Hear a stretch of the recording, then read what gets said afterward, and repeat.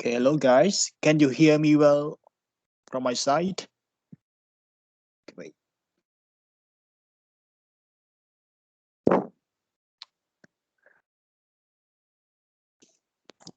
Hello?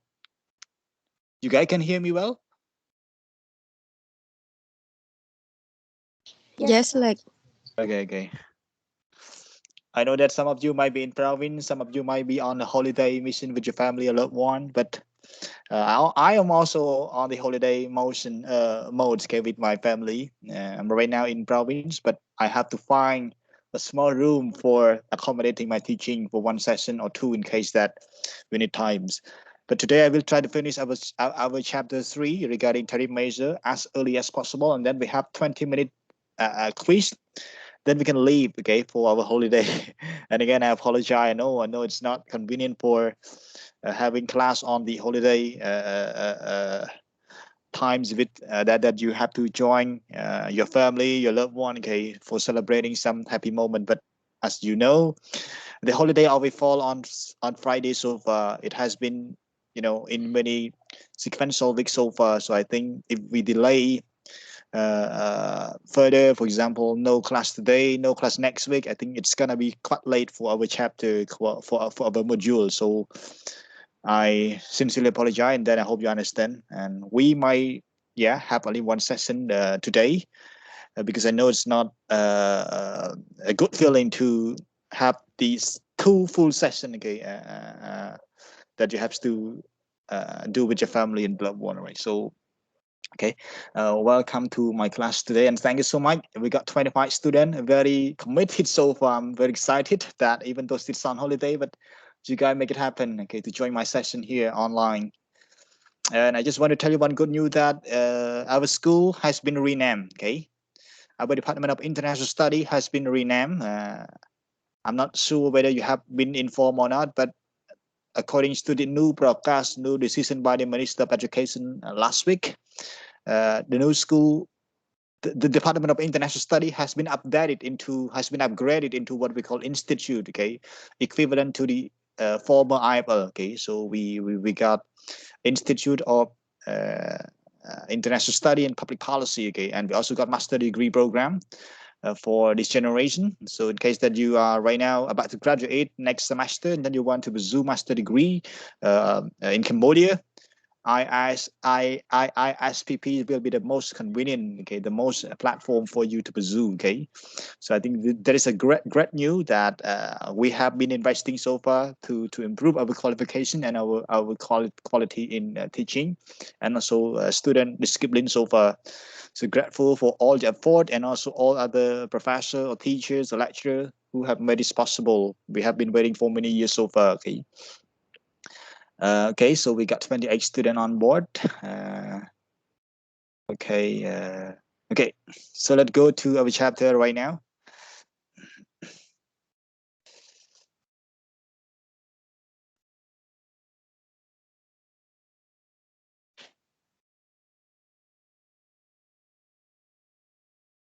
I'm not having Wi-Fi, but I use my personal hotspot in my very small room in province. Wait, check it out.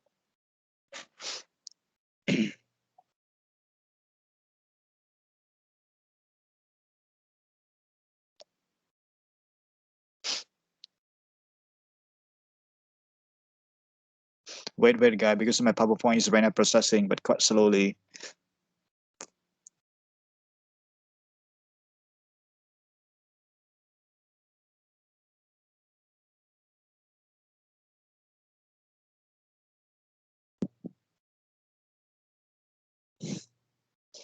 Okay, it's working now. Let me set the screen.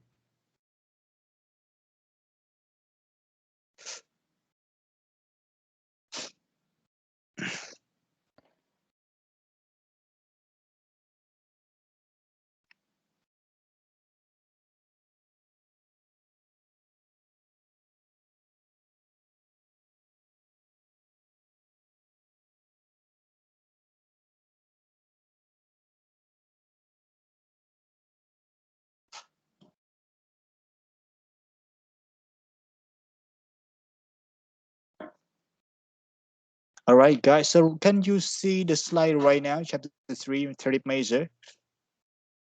Wait, it's working.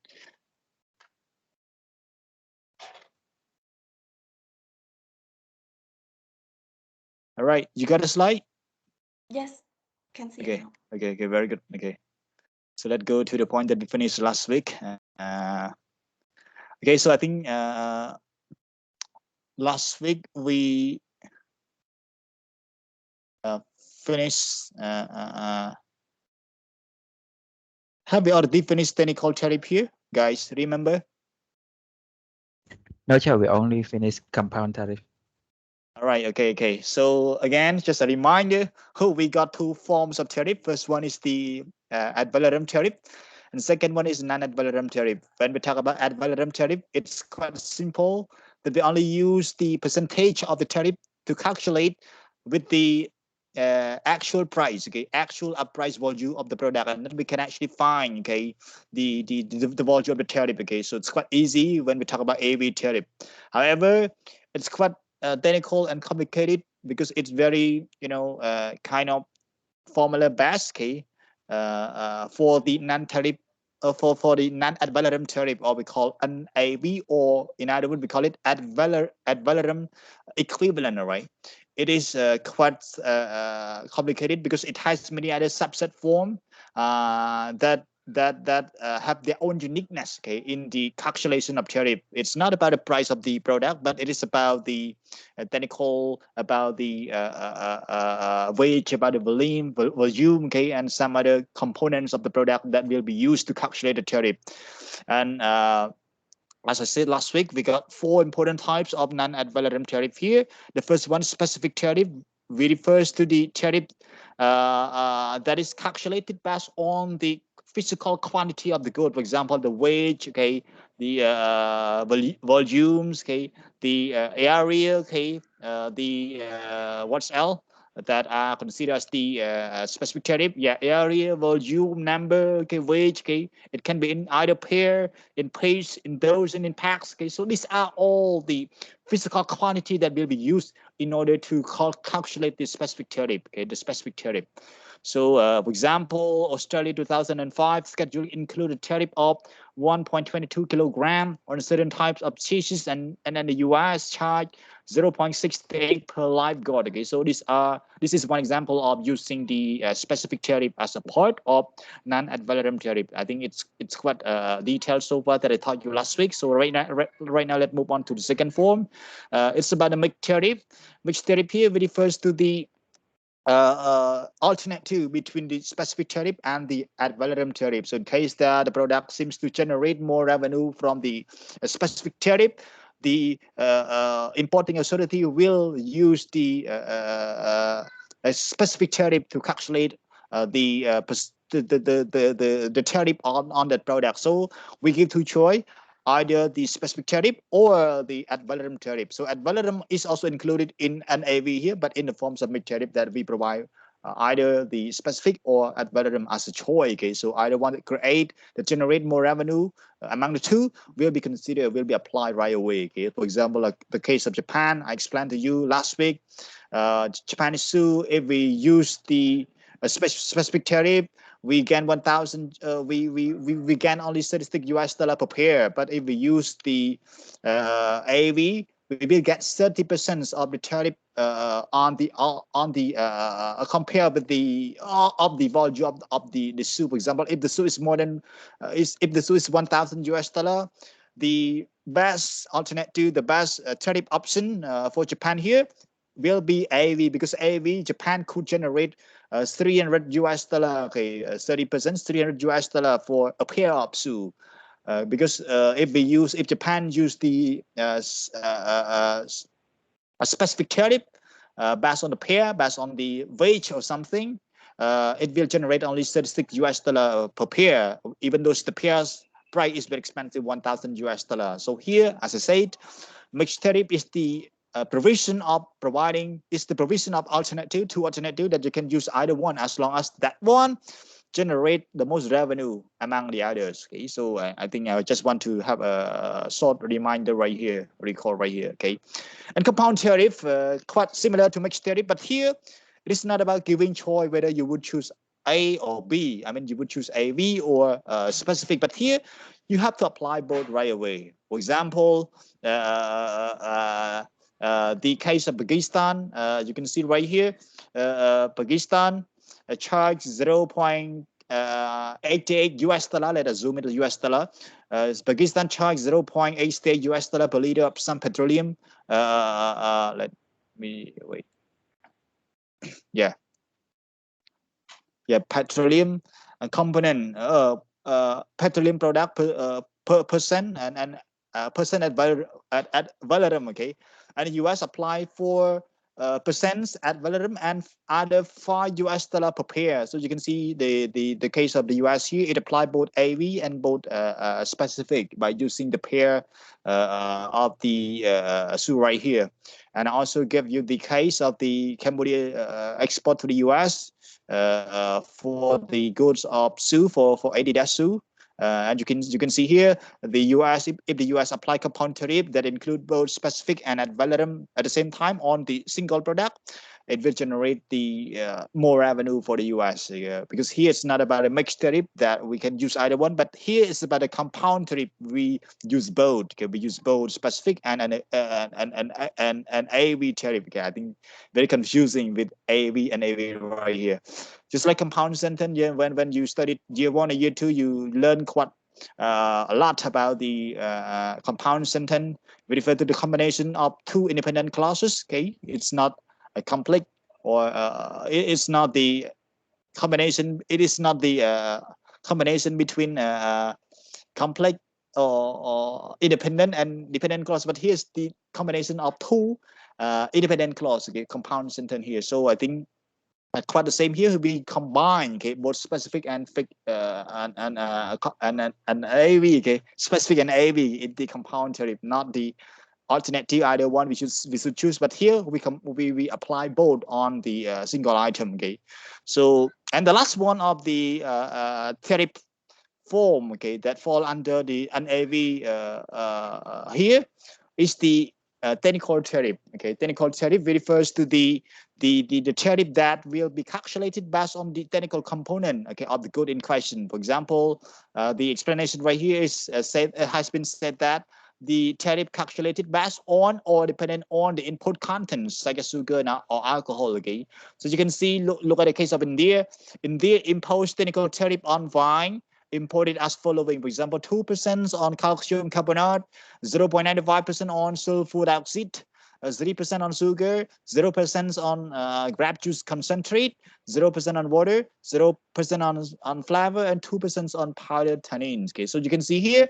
the tariff will be different depending on the components of the good in question. Okay, if the good has so much components of sulfur dioxide, it will generate more tariff. Okay, it will be facing more or higher tariff. Okay, because the sulfur dioxide will be facing 0.95%. Okay, and sugar, if the good in question has or contain so much component of sugar, for example, the let's say wine, or let's say the what else that can be, yeah, like cake. Okay, like or you can say Coca-Cola, that mostly consists of the high concentrate of sugar, will be facing extras 3%, okay, of tariff, okay, imposed by the importing country. Okay, so the technical tariff here, the calculations of the tariff will be based on the detailed component or technical component of the good in question. Okay, for example, let me give a second example. Taking the content based rate above, how much percentage of the tariff that Canada would spend if it export to India the grape wine whose content consists of only sugar, sulfur dioxide, grape juice concentrate, and water. So you can use one example here to find the answer for me right now. Okay, here's the case of Canada exporting grapevine to India. But look at the first example. What if India imposed the technical tariff on the following component? percentage by component, percentage by component. You can examine example number 1 and then answer the question, answer in example number 2. So if Canada export the grapevine to India, okay, to India, and the grapevine consists of only sugar, sulfur dioxide, grape juice concentrate, and water. So how much a bottle of wine will be facing? I mean, how much percentage, technical percentage, technical tariff, okay, that the wine from Canada to India will be facing, okay, the tariff. Anybody can calculate for me right now how much percentage for a bottle of wine that India will be that Canada will be facing?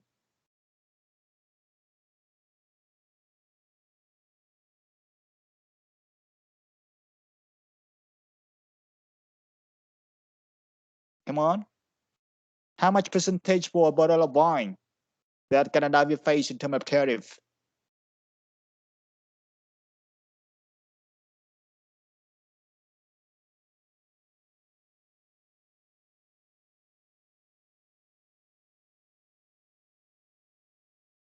Okay, how much?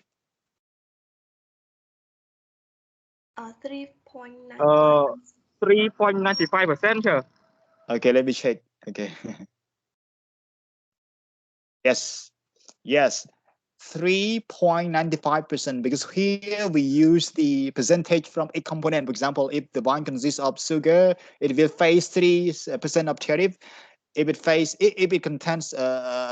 sulfur dioxide, it will face another, let's say, 0.95%, okay, in example number 1. And it also contains the grape juice concentrate that will be facing zero tariff rate, and also the water zero tariff rate. And you can see here,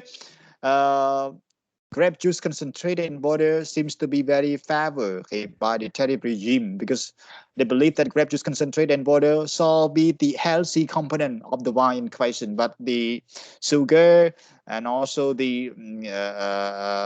sulfur dioxide, okay, seems to be hazardous for the health. That is why they decided to impose higher tariff rate, okay, for the two components, while water and grape juice concentrate are very exempted, because they are just generating more health benefit for the drinker, the consumer, okay.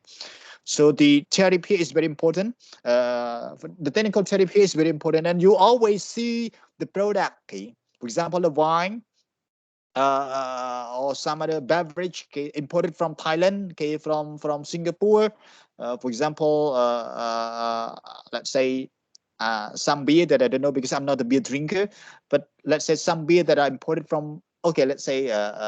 from Thailand. What is the most famous beer brand from Thailand? What is the most famous, okay, brand of beer from Thailand import into Cambodia? Sangha, sir, Sangha. Yes, Sangha. I mean Sangha. Yeah, when I went to Koh Kong, my friend always introduced me to try some beer, Sangha beer from Thailand, because they must be original, because in Koh Kong province, close to border with Thailand. Okay, so let's say Sangha, you will see on a bottle of Sangha beer, you will see the small box, okay, small table of ingredient component. And you will see how much percentage is the sugar, how much percentage is the carbon dioxide or sulfur dioxide, okay, not carbon dioxide, sulfur dioxide, how much percentage is the alcohol, okay, how much percentage is the water, and so on, or soda, and so on. So you might assume that it might be only benefited for us. It might be important for us to know that whether the beer match our health condition or not. But here, if you study technical tariff here, you will realize that the description, okay, of the component on the table is not only for the purpose of checking or examining the health condition, but also important for the custom officer to check whether the technical tariff will be imposed at what certain level for a single bottles of the Sangha beer from Thailand to Cambodia. So let's say that if the beer consists very high volume of sulfur dioxide and sugar, that bottle of beer, okay, will be facing higher tariff, because the tariff on the two technical components are quite high compared to the original component. For example, Sangha beer must be from the some natural component or water. They might be fine, but for the very chemical or very health hazardous component, we will be facing higher tariff rate. Okay? That is why you see the table, and you might not be interested enough to know about this purpose of using the table of ingredient. You might just think that when you drink, you always check whether the ingredient, whether the product has some other health hazardous ingredient or not that will be impacting your health or not, but you don't know that it is also important for the customer officer to use the information right there, okay, to calculate the tariff in order to impose at the border. Okay, so this is one thing that you have to know. Okay, you have to know, okay, so that you will realize that some product that are imported into Cambodia always have the very clear description of the ingredient or component, okay, in order to allow the customer officer to check what certain level of tariff that be faced, okay, by this product alone. Let's say that. Okay. Okay, so you got clear right now with the 4 important subtypes of the non-ad valorem tariff, an AV or ad valorem equivalent. Okay, we call AVE. Okay, there are 4 specific, max, compound, and the last one is technical. And technical here is mostly applied by developed country, okay, because they are quite advanced in examining the actual rate of the component or ingredient of the good. But for Cambodia, let's say that if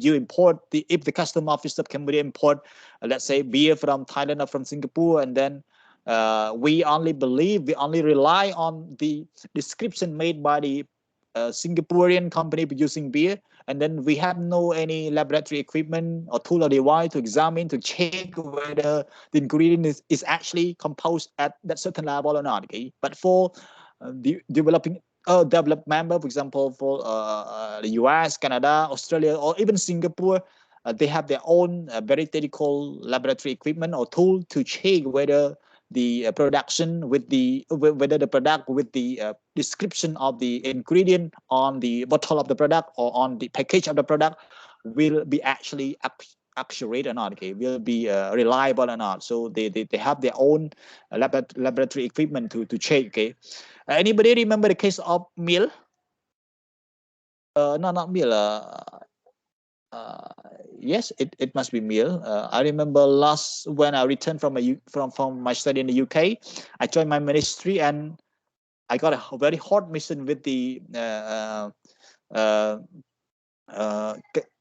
former Cam Control. Right now we call it General Department of Fraud or Depression or something. Okay, it has been updated from Cam Control, and we work on a very important meal. I forgot the name of that meal, but ទឹកដោះគោមួយដែលធ្វើឲ្យក្មេងផឹកតោងក្បាលពួកយើងមានចាំករណីហ្នឹងប្រហែលខែមុនមួយឆ្នាំមុនហ្នឹងទឹកដោះគោមួយដែលមានការគេប្តឹងផ្ដល់ម៉ែរបស់ក្មេងៗនាំគ្នាមកប្តឹងរហូតដល់មានចៅស្រីរបស់អាបាខេត្តកណ្ដាលអីក៏មកប្តឹងក្រុមហ៊ុនហ្នឹងដើម្បីដោះស្រាយរឿងកូនគេផឹកទៅខ្វះជាតិដែកអីស្លេកស្លាំងអ្នកខ្លះក្បាលពោក្បាលអីមានចាំករណីហ្នឹងគ្នាយើងទឹកដោះគោដែលមាន like Cambodia របៀបតារាគាត់ផ្សាយហ្នឹងមែនចុះយាតារាផ្សាយមានអស្គុណកញ្ញាផ្សាយហ្នឹងមានចាំអត់ Yes ហើយមានករណីហ្នឹងគឺអូខេករណីហ្នឹងគឺជាក់ស្ដែងតែម្ដងករណីហ្នឹងគឺតរោះគោហ្នឹងគាត់បានdescription គាត់ហ្នឹងគឺគាត់បង្កើតគេថាគាត់នាំចូលមកតាំងពីឆ្នាំ2005ប៉ុន្តែដល់ពេលយើងទៅតាំងពីឆ្នាំ2015ប៉ុន្តែដល់ពេលយើងទៅប្រឌិត license គឺគាត់ទើបតែមានឆ្នាំថ្មីនេះទេអាហ្នឹងកន្លែងមួយដែលក្រសួងចាប់បានហើយគាត់ប្រើមេធាវីមកជួយការពារ defense case គាត់ហ្នឹងប៉ុន្តែចុងចប់គឺគាត់ចាញ់យើងដោយសារតែយើងនៅខាងប្រជាពលរដ្ឋពីព្រោះរដ្ឋាភិបាលត្រូវតំណាងឲ្យប្រជាពលរដ្ឋហើយអាហ្នឹងវាត្រូវអញ្ចឹងយើងដើម្បីស្មារតីភាពគ្នាយើងត្រូវទៅរកខុសត្រូវប៉ុន្តែយើងមើលផុសតាំងទៅគឺខាងគាត់ព្យាយាមនេះច្រើនហើយខ្ញុំអត់និយាយថាក្រុមហ៊ុននឹងឈ្មោះអីទេខ្ញុំភ្លេចដែរហើយបាត់ដឹងក៏មិននិយាយដែរប៉ុន្តែករណីហ្នឹងគឺឲ្យគាត់យក ingredient component ហ្នឹង list of ingredient component ហ្នឹងយកមកប្រាប់ក្រសួងពាណិជ្ជកម្មឲ្យមេធាវីអីមកបង្ហាញដើម្បីថាពិតជាត្រឹមត្រូវតាមស្តង់ដារសុខភាពរបស់កុមារមែនអូខេហើយ ប៉ុន្តែយើងដឹងថាគាត់ដាក់ហ្នឹងមិនមែនគោលម្ដងគឺសម្រាប់សុខភាពប៉ុន្តែមានក្នុងគោលម្ដង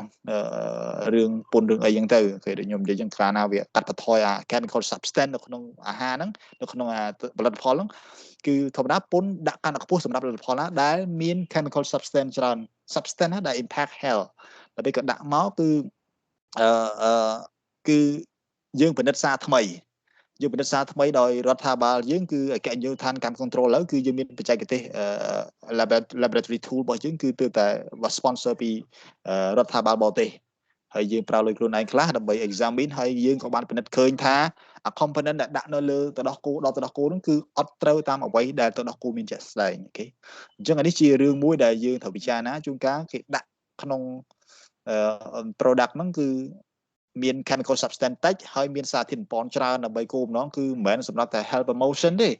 គឺដើម្បី take evasion មិន take evasion ប៉ុន្តែ take a reduction regime មិនថាយើងtechnical tariff ហ្នឹងបើសិនជាគេ impose លើ meal ហ្នឹងបើន័យថា meal ហ្នឹងគឺអាចបង់ពន្ធតិចដោយសារតែ ingredient របស់គាត់ហ្នឹងគឺអត់មានអាណាដែល involve ជាមួយនឹង health hazard ទេតាក់ទងទៅនឹងបញ្ហាគ្រោះថ្នាក់ដល់សុខភាពទេអញ្ចឹងហើយពន្ធរបប technical regime នេះគឺថា technical tariff regime នេះគឺនឹង impose little tariff ដោយសារតែវាជួយដោយសារផលិតផលហ្នឹងវាមានសារៈប្រយោជន៍ក្នុងការបំពន់កុមារវិញអញ្ចឹងដល់ពេលគាត់យកអាហ្នឹងមកធ្វើជាភស្តុតាងហើយយើង examine ទៅក៏គាត់ថា examine នៅនេះអត់ត្រូវទេគឺ examine នៅសិង្ហបុរីប៉ុន្តែយើងបានបញ្ជាក់វិញថាlaboratory tool របស់យើងគឺទទួលបានការទទួលស្គាល់ពីរដ្ឋាភិបាលសិង្ហបុរីរួចហើយមុននឹងយើងអនុវត្តដល់រដ្ឋាភិបាលអញ្ចឹងយើងមានករណីច្រើនដែលយើងមានព្រៀបលើគាត់ហើយមានប្រជាពលរដ្ឋជាច្រើនបាទគាត់មកសុំឲ្យជួយហើយអ្នកខ្លះយំហើយបានប្រហកថតកូនថតអីមែនអ្នកខ្លះនិយាយមកអួលឡើងកខ្ញុំនៅក្នុងអង្គប្រជុំហ្នឹងគាត់ត្រានហ្នឹងគឺមានឃើញអ្នកខ្លះគាត់អួលឡើងកកូនដែលគួរស្រឡាញ់ចៅអាបាខេតកដាលមកពីរុនមុនហ្នឹងក៏មកដែរគាត់ថាគាត់អត់ចង់បានអីទេគាត់ចង់បានតែយុទ្ធធម៌ឲ្យកូនគាត់ពីព្រោះកូនគាត់តែមួយគត់ក្នុងគ្រួសារដែលគាត់ទើបគាត់ការអាយុវ័យក្មេងដើម្បីចង់បានកូនដល់ពេលបានកូនពកខ្វល់ពកអីចឹងទៅអញ្ចឹងហើយអាណិតគាត់ខ្ញុំអាណិតហើយជាម្ដាយយើងយល់ថានៅពេលដែលឃើញកូនឃើញតារាពេញអីផ្សព្វផ្សាយទៅដល់គូគាត់ជឿជាក់ឲ្យប៉ុន្តែដល់ពេលចុងបញ្ចប់ចេញលទ្ធផលចេញអីមកអញ្ចឹងហើយអានេះខ្ញុំគាត់និយាយតែផ្ទៃក្នុងគ្នាយើងណាកុំឲ្យវាណានេះពីព្រោះរឿងហ្នឹងគឺវាចប់បាត់ហើយប៉ុន្តែគាត់ជា example មួយដែលយើងត្រូវពិចារណាគេហើយកុំឲ្យមានញ៉ៃញ៉ៃពីព្រោះគ្រោះថ្នាក់ដល់ខ្ញុំសូមបញ្ជាក់ម្ដងទៀតទុក flow ឲ្យរស់អូខេអញ្ចឹងនេះគឺជា technical tariff that is another important types of NAV. Okay, that is also right now very popular in that is being popularly applied by advanced countries that have very advanced technology to examine. Okay, to check whether the ingredient really meet their description or not. Okay, so I think it's very important. Okay, very important. So not only important for health, but also important for the custom officer to know to capture the actual tariff rate okay, for that certain product. Okay. Why some government prefer tariff barrier? You know quite well that there are two types of barrier. First one is tariff barrier, and second one is the non-tariff barrier. Non-tariff barrier we refer to the technical standard, NTB, NTM. Okay. What else? The SPS. Okay. Or some other important technical issue that will be imposed by the importing member as a barrier to the inflows of goods and service, but not in the forms of using tariff, but in the forms of using some other thing, for example, regulation and SPF, for example. So, however, up until now, the government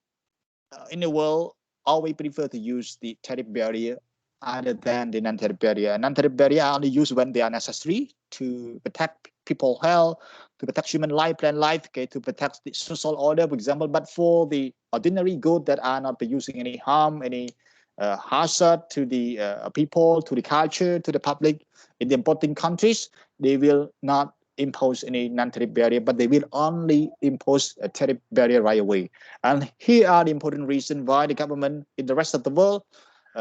prefer to use tariff barrier to the non-tariff barrier. Okay. The first one is the tariff barrier is a very important source of revenue for the government. It is very less important in highly industrialized country, okay, because in advanced countries like the US, in Canada, like Australia, like Japan, they no longer believe that the revenue of the government is generated from the tariff barrier alone, but in developing country, okay, for example, in Cambodia, in Sri Lanka, Nepal, Bangladesh, Laos, okay, the country whose economy seems to be very fragile, very infant, they always rely on the tariff barrier as the very important, okay, very instrumental policy to generate the national revenue for investing in the public good. For example, I generate lots of national revenue from the tariff regime on the importing good in order to use the money for building good or building school, building hospital, building university, market for the Cambodian people, or some of the physical infrastructure like road. Okay, so they are all the product of the income that we generate from the tariff barrier. Okay, not only from that, but also from other sources, but mostly tariff barrier, tariff that is imposed at the border is the most lucrative tool, okay, that the government use in order to promote their national income. Okay, and also the tariff barrier is quite easy to collect compared to the income tax or sales tax. Okay, so it's quite easy. Just take at the border, just put in our schedule of concessions, submit to the BTO, and then we will have the bond tariff rate, and then we apply the tariff rate below or equal to the bond tariff rate, and then we can actually get the money, just get right away, quite easy, not to do any policy regulation inside the country to convince this and that, to conflict or to have the feud with the business people in Cambodia in order to get some income tax or sales tax. We only promote hatred among the business people, but here at the border, it's the right, the freedom of the government to impose tariff barrier at the border. Okay, so I think the government or the trader or business people will not blame the government for imposing higher tariff, because it is the legal regime. Okay, it's the legal instrument that every government, not only in developing country but also in developed country like in the US and Canada, they still somehow use the tariff barrier as the national revenue for the income of national revenue. But the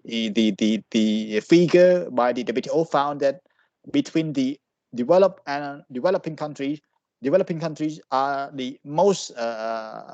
active user of tariff barrier. Okay, because they found that it's quite easy to collect. Okay, and also the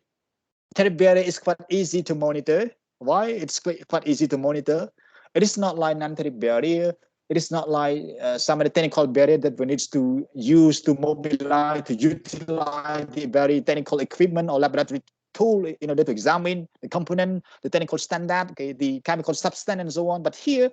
the tariff barrier is about the tariff, is about the money we pay. Okay, on the tariff, quite easy to collect and also easy to monitor. Why easy to monitor? We only check at the border checkpoint, because the tariff barrier is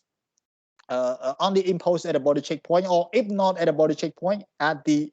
travel entry. For example, at the airport, international airport, you will see we got a custom officer standing there, okay, to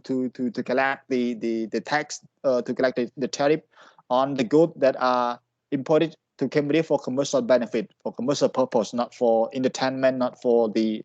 personal belonging, not for personal consumption, but here for commercial benefit, for resale in Cambodia. So we will be imposing a tariff. Okay, and then the custom officer at the international airport, not at the border, but at the airport, will be having the obligation to collect the tax and then monitor there. So I think it's quite easy, quite convenient. Okay, and as I said last week, when you arrive in Cambodia from your travel, from your overseas travel or overseas trip, you are always given a small slip of paper to declare your custom obligation on good that you are right now having. Okay, and then if your good seems to be are not for commercial benefits, okay, for example, you only bought a souvenir from friend, okay, for your family in Cambodia. When you are in Cambodia, you are not obliged, okay, to pay any tariff on that non-commercial good. Okay, so that is why it's quite easy to monitor just at a border checkpoint or at the international airport entry. Okay, and the second reason why the government prefer to use tariff barrier on good imported into the country is to protect and to promote domestic industry. Okay, I think quite easy to understand. When you impose higher tariff or barrier on goods that are imported into Cambodia, you will discourage. Okay, you will discourage the import of that good. Okay, so when you discourage the import of that good, the products that you are right now producing in Cambodia that are produced by by your own domestic industry will become relatively cheaper. Why? Because you are not competing with anyone. Okay, you are having high capacity of production. Okay, so you have more productivity. Because you don't have to compete with anyone, all right? You don't have to compete with anyone. You are free to set the price higher, okay, in the market. But here, it's useless to do so, because here you can produce a lot. Okay, you are encouraged by the government. You are protected by the government not to. I mean, the government will not allow the import of the light product, okay, to compete with you. So you must try to produce a lot and then produce and then sell in the market at a very relatively cheaper price compared to the foreign goods. So I think this kind of tariff barrier regime can also promote can also incentivize the infant industry to stand up, okay, and produce more, and then we'll have more quality of the product, and the product will become more valuable and cheaper. Okay, will be cheaper. But if you allow the foreign good to compete in Cambodia, so very small company will be standing while the rest will be fast out of the market. So when only one company, for example, only one beer producing company stand, while the rest have been toppled down by the importing beer company. So the one company will produce little productivity of beer product, okay, in Cambodia. And then the beer product in Cambodia produced by the infant, by the small industry, by the small Cambodian industry will be sold at higher price, because here they have no higher productivity. Because right now the other companies that produce beer in Cambodia are already phased out of the market, okay, phased out of the market, and the market in Cambodia have been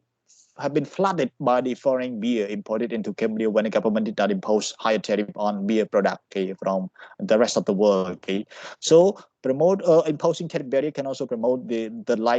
domestic product, okay, relatively cheaper, okay, because we have higher productivity, we have motivation, we have incentive by the government. Okay, and then infant industry will also face less or no competition from the big and skilled foreign company, as I said earlier. And the other important legal reason why the government prefer to use tariff barrier is that the tariff barrier is the legal instrument, is the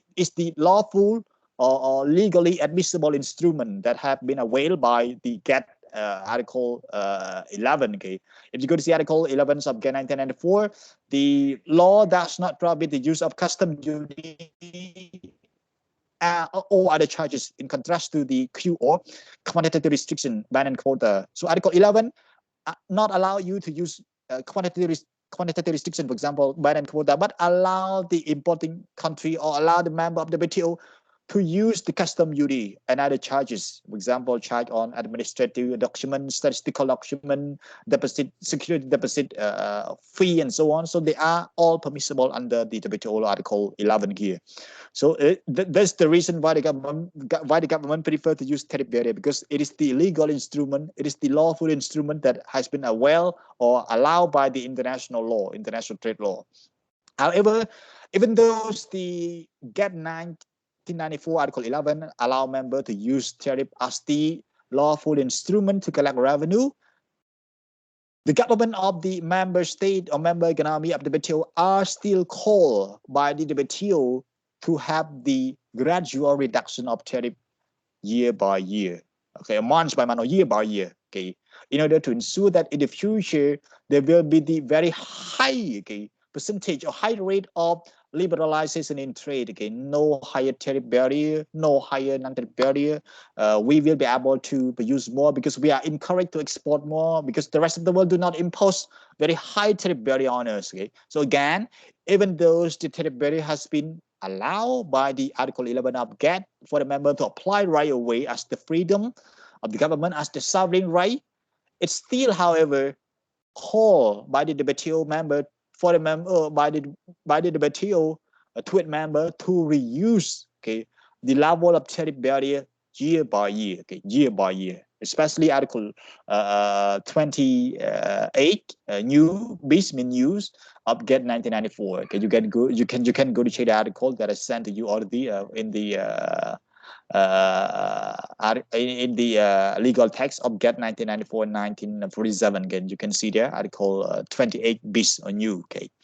so again, it's lawful to use tariff, but it's still under call, okay, by the WTO for the member to reduce the tariff year by year in order to see greater level of trade liberalization in the future. Okay, in the future. Okay, I will try to speed up so that we can finish earlier than have quiz. Okay. Okay. I think this is the important basic rule governing the tariff negotiation. Okay, so when you negotiate tariff, you will have your you will have many rules, okay, to govern. First is the rule of reciprocity. Okay, I think you know quite well about the word reciprocity or the mutual advantage that the member of the WTO, when they negotiate tariff, they always rely in the principle of what we call give and take. Okay? I give you, you take from me. I take from you, you give to me. Okay, so that is called the principle of reciprocity. Okay, based on Article 28 new as well of GATT. It called for negotiation on tariff reduction based on the principle of the reciprocity and mutual advantage. Okay. However, the principle does not apply to negotiation between developed and developing member, especially Article 36 para 8 of GATT 1994. The acts the developed member of the WTO to provide concession. Okay. At the cost of negotiation with the poorer or with the developing member of the WTO. For example, if the US negotiate with Cambodia, more favors shall be given to Cambodia according to Article 38 versus 36 para 8 of GATT 1994 here. Okay, because even those the reciprocity or mutual advantage has been the underlying main principle of GATT of the WTO. The WTO still call, okay, developed member, advanced country member to provide concession, okay, to provide unequal treatment, okay, to the lower standard member, to the developing member of the WTO, okay. And exemption on the principle of reciprocity is also regulated in the differential and most favorable treatment reciprocity and fuller participation of developing member, or we call it enabling clause. As I said in the previous chapter, the enabling clause 1979 or 1971, I forgot, but I think 1979 is the correct one. Okay, the enabling clause 1979 is the important legal instrument that allow the developing member like Cambodia to claim special treatment, okay, to claim favorable treatment, okay, when the joint trade negotiation with the developed member, for example, with Canada, with Japan, with Singapore, okay, who claim themselves to be the developed member of the WTO, okay. So Cambodia has the right, using the enabling clause 1979 here, to claim more favorable treatment, more favorable concession, okay, when joining negotiation with these advanced or the developed countries of the WTO. Okay, you can see para 5 of the enabling clause 1979 said clearly that the developed countries do not expect a reciprocity for commitment made by them in trade negotiation to reduce or remove tariff, another barrier to the trade of developing countries. Okay, so it made clear that if you are a developed country member of the WTO, you shall not expect the reciprocity for commitment made by you and then from the other developing country. Okay, so it must be somehow unequal, not equal, not fair, but it is fair in the sense that you are already rich. Okay? You are already developed, so you have the obligation to provide concession, to provide special favor, to provide special treatment, okay, for the other member who are still in the state of developing the economy. Okay, for example, the US and Cambodia, Japan and Sri Lanka, Japan and Bangladesh. Okay, so these are all the a different economic level that join the trade negotiation, okay, for their bilateral concession. So here's the special exemption for the principle of reciprocity or mutual advantage as provided by the WTO principle, especially Article 1 of GATT regarding most favored nation. Okay, most favored nation. Yes, this one is also important. As I said earlier, most favored nation principle is also a very important principle, basic principle of the WTO that everybody here used to understand, used to listen so far. Article 1 of GATT on MFN principle said that an advantage given to a member shall be granted to all other members immediately and unconditionally. It means that if you provide specific tariff level to any member of the WTO, you must provide the same tariff level to the other member of the WTO for the same or like product. I think I explained many times. I don't want to spend more time on this. However, this complicated negotiation among members, as some members wish to grant an advantage to a particular member for a particular product, not to all members. Okay, so I think it's, for example, it's very hard for Cambodia. Okay, let's say that you want to export your, let's say that Cambodia wish to export mango to South Korea. Okay, Cambodia proposed South Korea to reduce tariff for mango imported from Cambodia, but Korea would accept this proposal only if Cambodia would reduce tariff for grape from South Korea. So this is the principle of reciprocity between Korea and Cambodia. Okay, between Korea and Cambodia, Cambodia can get this as long as Cambodia can give this to South Korea. Okay, so Cambodia can get this from South Korea as long as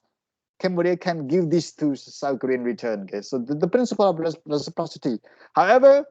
yeah, Cambodia would be happy to do so because Cambodia gets something from South Korea and Cambodia gets something from Cambodia equal. Cambodia would be happy to do so, but when Cambodia reuse tariff for grape from Korea, it would also have to reuse the same tariff for grape from Canada, from France, from Germany, and all other WTO members, which Cambodia does not, or Cambodia did not propose any tariff reduction from. Chúng ta dương trong oi dương trong từ nom swai từ Korea đi, dương trong ban special treatment từ Korea. Dương nóไปได้ Korea ឲ្យ treatment មកយើងអត់មាន ITA ទេឲ្យក្នុងគោលការណ៍ MFN កូរ៉េធ្វើឲ្យទៅប្រទេសទាំងអស់ដែលនាំចូលស្វាយទៅកូរ៉េពីព្រោះឲ្យបងមួយទៅឲ្យទាំងអស់ហើយកម្ពុជាចឹងដែរពេលដែលកម្ពុជាប្រពោសកូរ៉េឲ្យកាត់បន្ថយពន្ធគយលើផលិតផលស្វាយពីកម្ពុជាកូរ៉េឲ្យប៉ុន្តែលុះត្រាតែកូរ៉េហ្នឹងលុះត្រាតែកម្ពុជានេះគឺ reuse tariff barrier លើផលិតផលណាមួយរបស់កូរ៉េឧទាហរណ៍ដូចជាឥឡូវខ្ញុំកាត់បន្ថយ tariff លើស្វាយរបស់អ្នកនាំចូលមកកូរ៉េប៉ុន្តែអ្នកឯងត្រូវកាត់បន្ថយ tariff លើតាពាំងបាយជូរដែលនាំចេញពីកូរ៉េទៅប្រទេសកម្ពុជាកម្ពុជាគឺសប្បាយចិត្តនឹងធ្វើបែបនេះពីព្រោះយើងក៏ត្រូវការតាពាំងបាយជូរហើយយើងត្រូវការ export mango ទៅក្រៅអញ្ចឹងវា complement ឲ្យគ្នាទេប៉ុន្តែបើសិនជាកម្ពុជាបើកជ្រក់ទីផ្សារឲ្យ grab ពីកូរ៉េគេឥឡូវយើងសន្យាថាឥឡូវណែឯងបើកឲ្យខ្ញុំ mango ខ្ញុំទៅស្រុកណែឯងអត់យកពន្ធហើយខ្ញុំបើក mango ណែឯងឲ្យ grab របស់ណែឯងមកស្រុកខ្ញុំដោយមិនយកពន្ធដែរដូចគ្នាប៉ុន្តែនៅពេលដែលកម្ពុជាធ្វើដូចនេះឬកូរ៉េនិងកម្ពុជាធ្វើដូចនេះទាំងកូរ៉េទាំងកម្ពុជាត្រូវធ្វើដូចគ្នាទៅលើប្រទេសផ្សេងទៀតកូរ៉េត្រូវអត់យកពន្ធលើ mango ពីផលិតផលពីលើផលិតផល mango ពីប្រទេសថៃឬក៏ពីប្រទេសផ្សេងទៀតដែលនាំចូល mango ទៅកូរ៉េកម្ពុជាត្រូវអត់យកពន្ធលើ grape ពីប្រទេសផ្សេងទៀតដែលកម្ពុជាស្នើសុំឯងដូចជាមកពីកាណាដាមកពី France មកពី Germany ឬក៏ other member WTO គឺកម្ពុជាត្រូវតែអត់យកពន្ធដូចគ្នាពីព្រោះអត់អាច provide special treatment to South Korea ប៉ុន្តែ other treatment to other member ទេអញ្ចឹងត្រូវតែមាន equal treatmentចឹងសួរថាតើកម្ពុជាត្រូវ convince គ្រប់គ្នាដើម្បីឲ្យបាន common point common position ក្នុងការអត់យកពន្ធអត់វាពិបាកមានការពិបាកអញ្ចឹងនេះជាមូលហេតុដែលកម្ពុជាត្រូវជួញ bilateral FTA ជាមួយនឹង South Korea ដើម្បីយើងអាចមានសិទ្ធិប្រើប្រាស់ special treatment between South Korea and Cambodia without the violation of any especially without the violation on Article 1 of GATT regarding most favored nation principle. Got a point, guys? Yes. Okay អញ្ចឹងអានេះមិនមែនជារឿងងាយស្រួលទេថាទៅសុំគេមកប្រទេសគេឲ្យហើយដល់ពេលគេឲ្យយើងវិញលើផលិតផលមួយគេសុំឲ្យយើងឲ្យទៅគេវិញដល់ពេលយើងឲ្យគេប៉ុន្តែយើងភ្លេចខ្លួនថាយើងជា member របស់ WTO ដល់ពេលយើងជាអ្នករៀនថ្មីថ្មោងបានចូលស៊ុំនៃកម្មបានចូលចរចាស្រាប់តែអូខេខ្ញុំបើកឲ្យកូរ៉េអានេះខ្ញុំបានយកពន្ធនេះដល់ពេលស្រាប់តែយើង submit schedule of concession ដែលយើង update នេះដែលយើងបានចរចាមួយកូរ៉េ submit ទៅ WTO ប្រទេសផ្សេងគេឃើញថាកម្ពុជាបានអត់យកពន្ធពីកូរ៉េប៉ុន្តែស្រាប់តែផលិតផលហ្នឹងគឺកម្ពុជាយកពន្ធពីប្រទេសផ្សេងយកពន្ធពីប្រទេសផ្សេងអញ្ចឹងធ្វើឲ្យមានគេប្រឹងផ្ដល់មកកម្ពុជាហ្នឹងថាយើងរំលោភគោលការណ៍ most favored nation principle មាត្រា1នៃ GATT យើងគេអាចប្តឹងយើងបានអូខេអញ្ចឹងពីព្រោះតែបញ្ហាហ្នឹងហើយគឺទើបគេហៅទើបគេនិយាយថា most favored nation principle is construed as the strong and the weak value of the WTO since it promotes fairness but at the same time it encourages members to consider regional trade agreement or bilateral FTA instead ដូចខ្ញុំនិយាយអញ្ចឹងពីព្រោះបើយើងចង់ឲ្យតែយើងចង់ដោះដូរតែជាមួយភាគីមួយ free រៀងខ្លួន បើយើងអត់ធ្វើជា FTA ទេគឺគេនឹងប្តឹងអ្នកផ្សេងនឹងប្តឹងយើងពីព្រោះយើងរំលោភ most favored nation principle តែតម្រូវឲ្យយើងនៅពេលដែលអត់យកពន្ធលើផលិតផលណាមួយពីប្រទេសណាមួយត្រូវអត់យកពន្ធលើផលិតផលហ្នឹងពីប្រទេសផ្សេងទៀតតែពេលឥឡូវយើងចង់តែកម្ពុជាកូរ៉េទេកូរ៉េចង់បានពីកម្ពុជាចង់បានពីកូរ៉េតែពេលយើង apply វា violate អញ្ចឹងវិធីតែមួយគត់គឺយើង join FTA ពីព្រោះ FTA មាត្រា24នៃ GATT គឺគេអនុញ្ញាតឲ្យយើងប្រើប្រាស់ដោយមិនរំលោភបំពានគោលការណ៍ MFN principle ដែលមាននៅក្នុងមាត្រា1នៃ GATT ទេអញ្ចឹងកន្លែងនេះគឺអ្វីដែលខ្ញុំចង់បញ្ជាក់ថាវាមិនមែនងាយស្រួលទេក្នុងការទៅចរចាមួយប្រទេសមួយក្រៅ FTA ដែលជាសមាជិក WTO ពីព្រោះចរចាបានប៉ុន្មានគឺគេតាមដានរហូតអ្នកផ្សេងតាមដានហើយដល់ពេលយើងចេញ schedule of concession របស់យើងថ្មីមកអត់យកពន្ធពីប្រទេសហ្នឹងប៉ុន្តែយកពន្ធពីប្រទេសផ្សេងហើយទៅចាំថានៅក្នុង schedule of concession ពេលយើងដាក់ 7% នៃផលិតផលមួយគឺ 7% apply to all ខ្ញុំឲ្យមើលការពិសោធន៍មុនគឺ MFN tariff rate MFN bound rate មកថាពេលយើងដាក់ 7% នៃផលិតផលហ្នឹងគឺ apply to all យើងអាច specify ថា to Korea 7% to Korea អញ្ចឹងមកថាមកផលិតផលយើងត្រូវ identify ប្រទេសទាំងអស់អាណាត្រូវពុនប៉ុណ្ណេះអាណាត្រូវពុនមិនប៉ុណ្ណេះអញ្ចឹងគាត់ថាក្នុង schedule of concession របស់កម្ពុជាហ្នឹងគឺ800,000ទំព័រ for example ពីព្រោះមកផលិតផលត្រូវបែងចែកប្រទេសមួយនេះបាន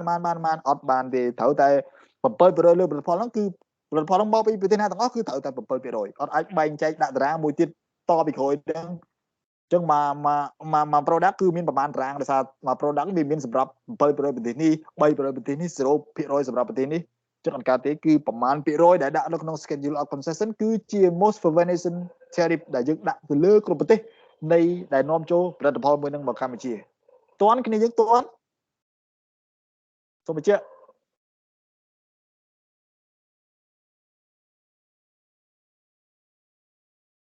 អូខេ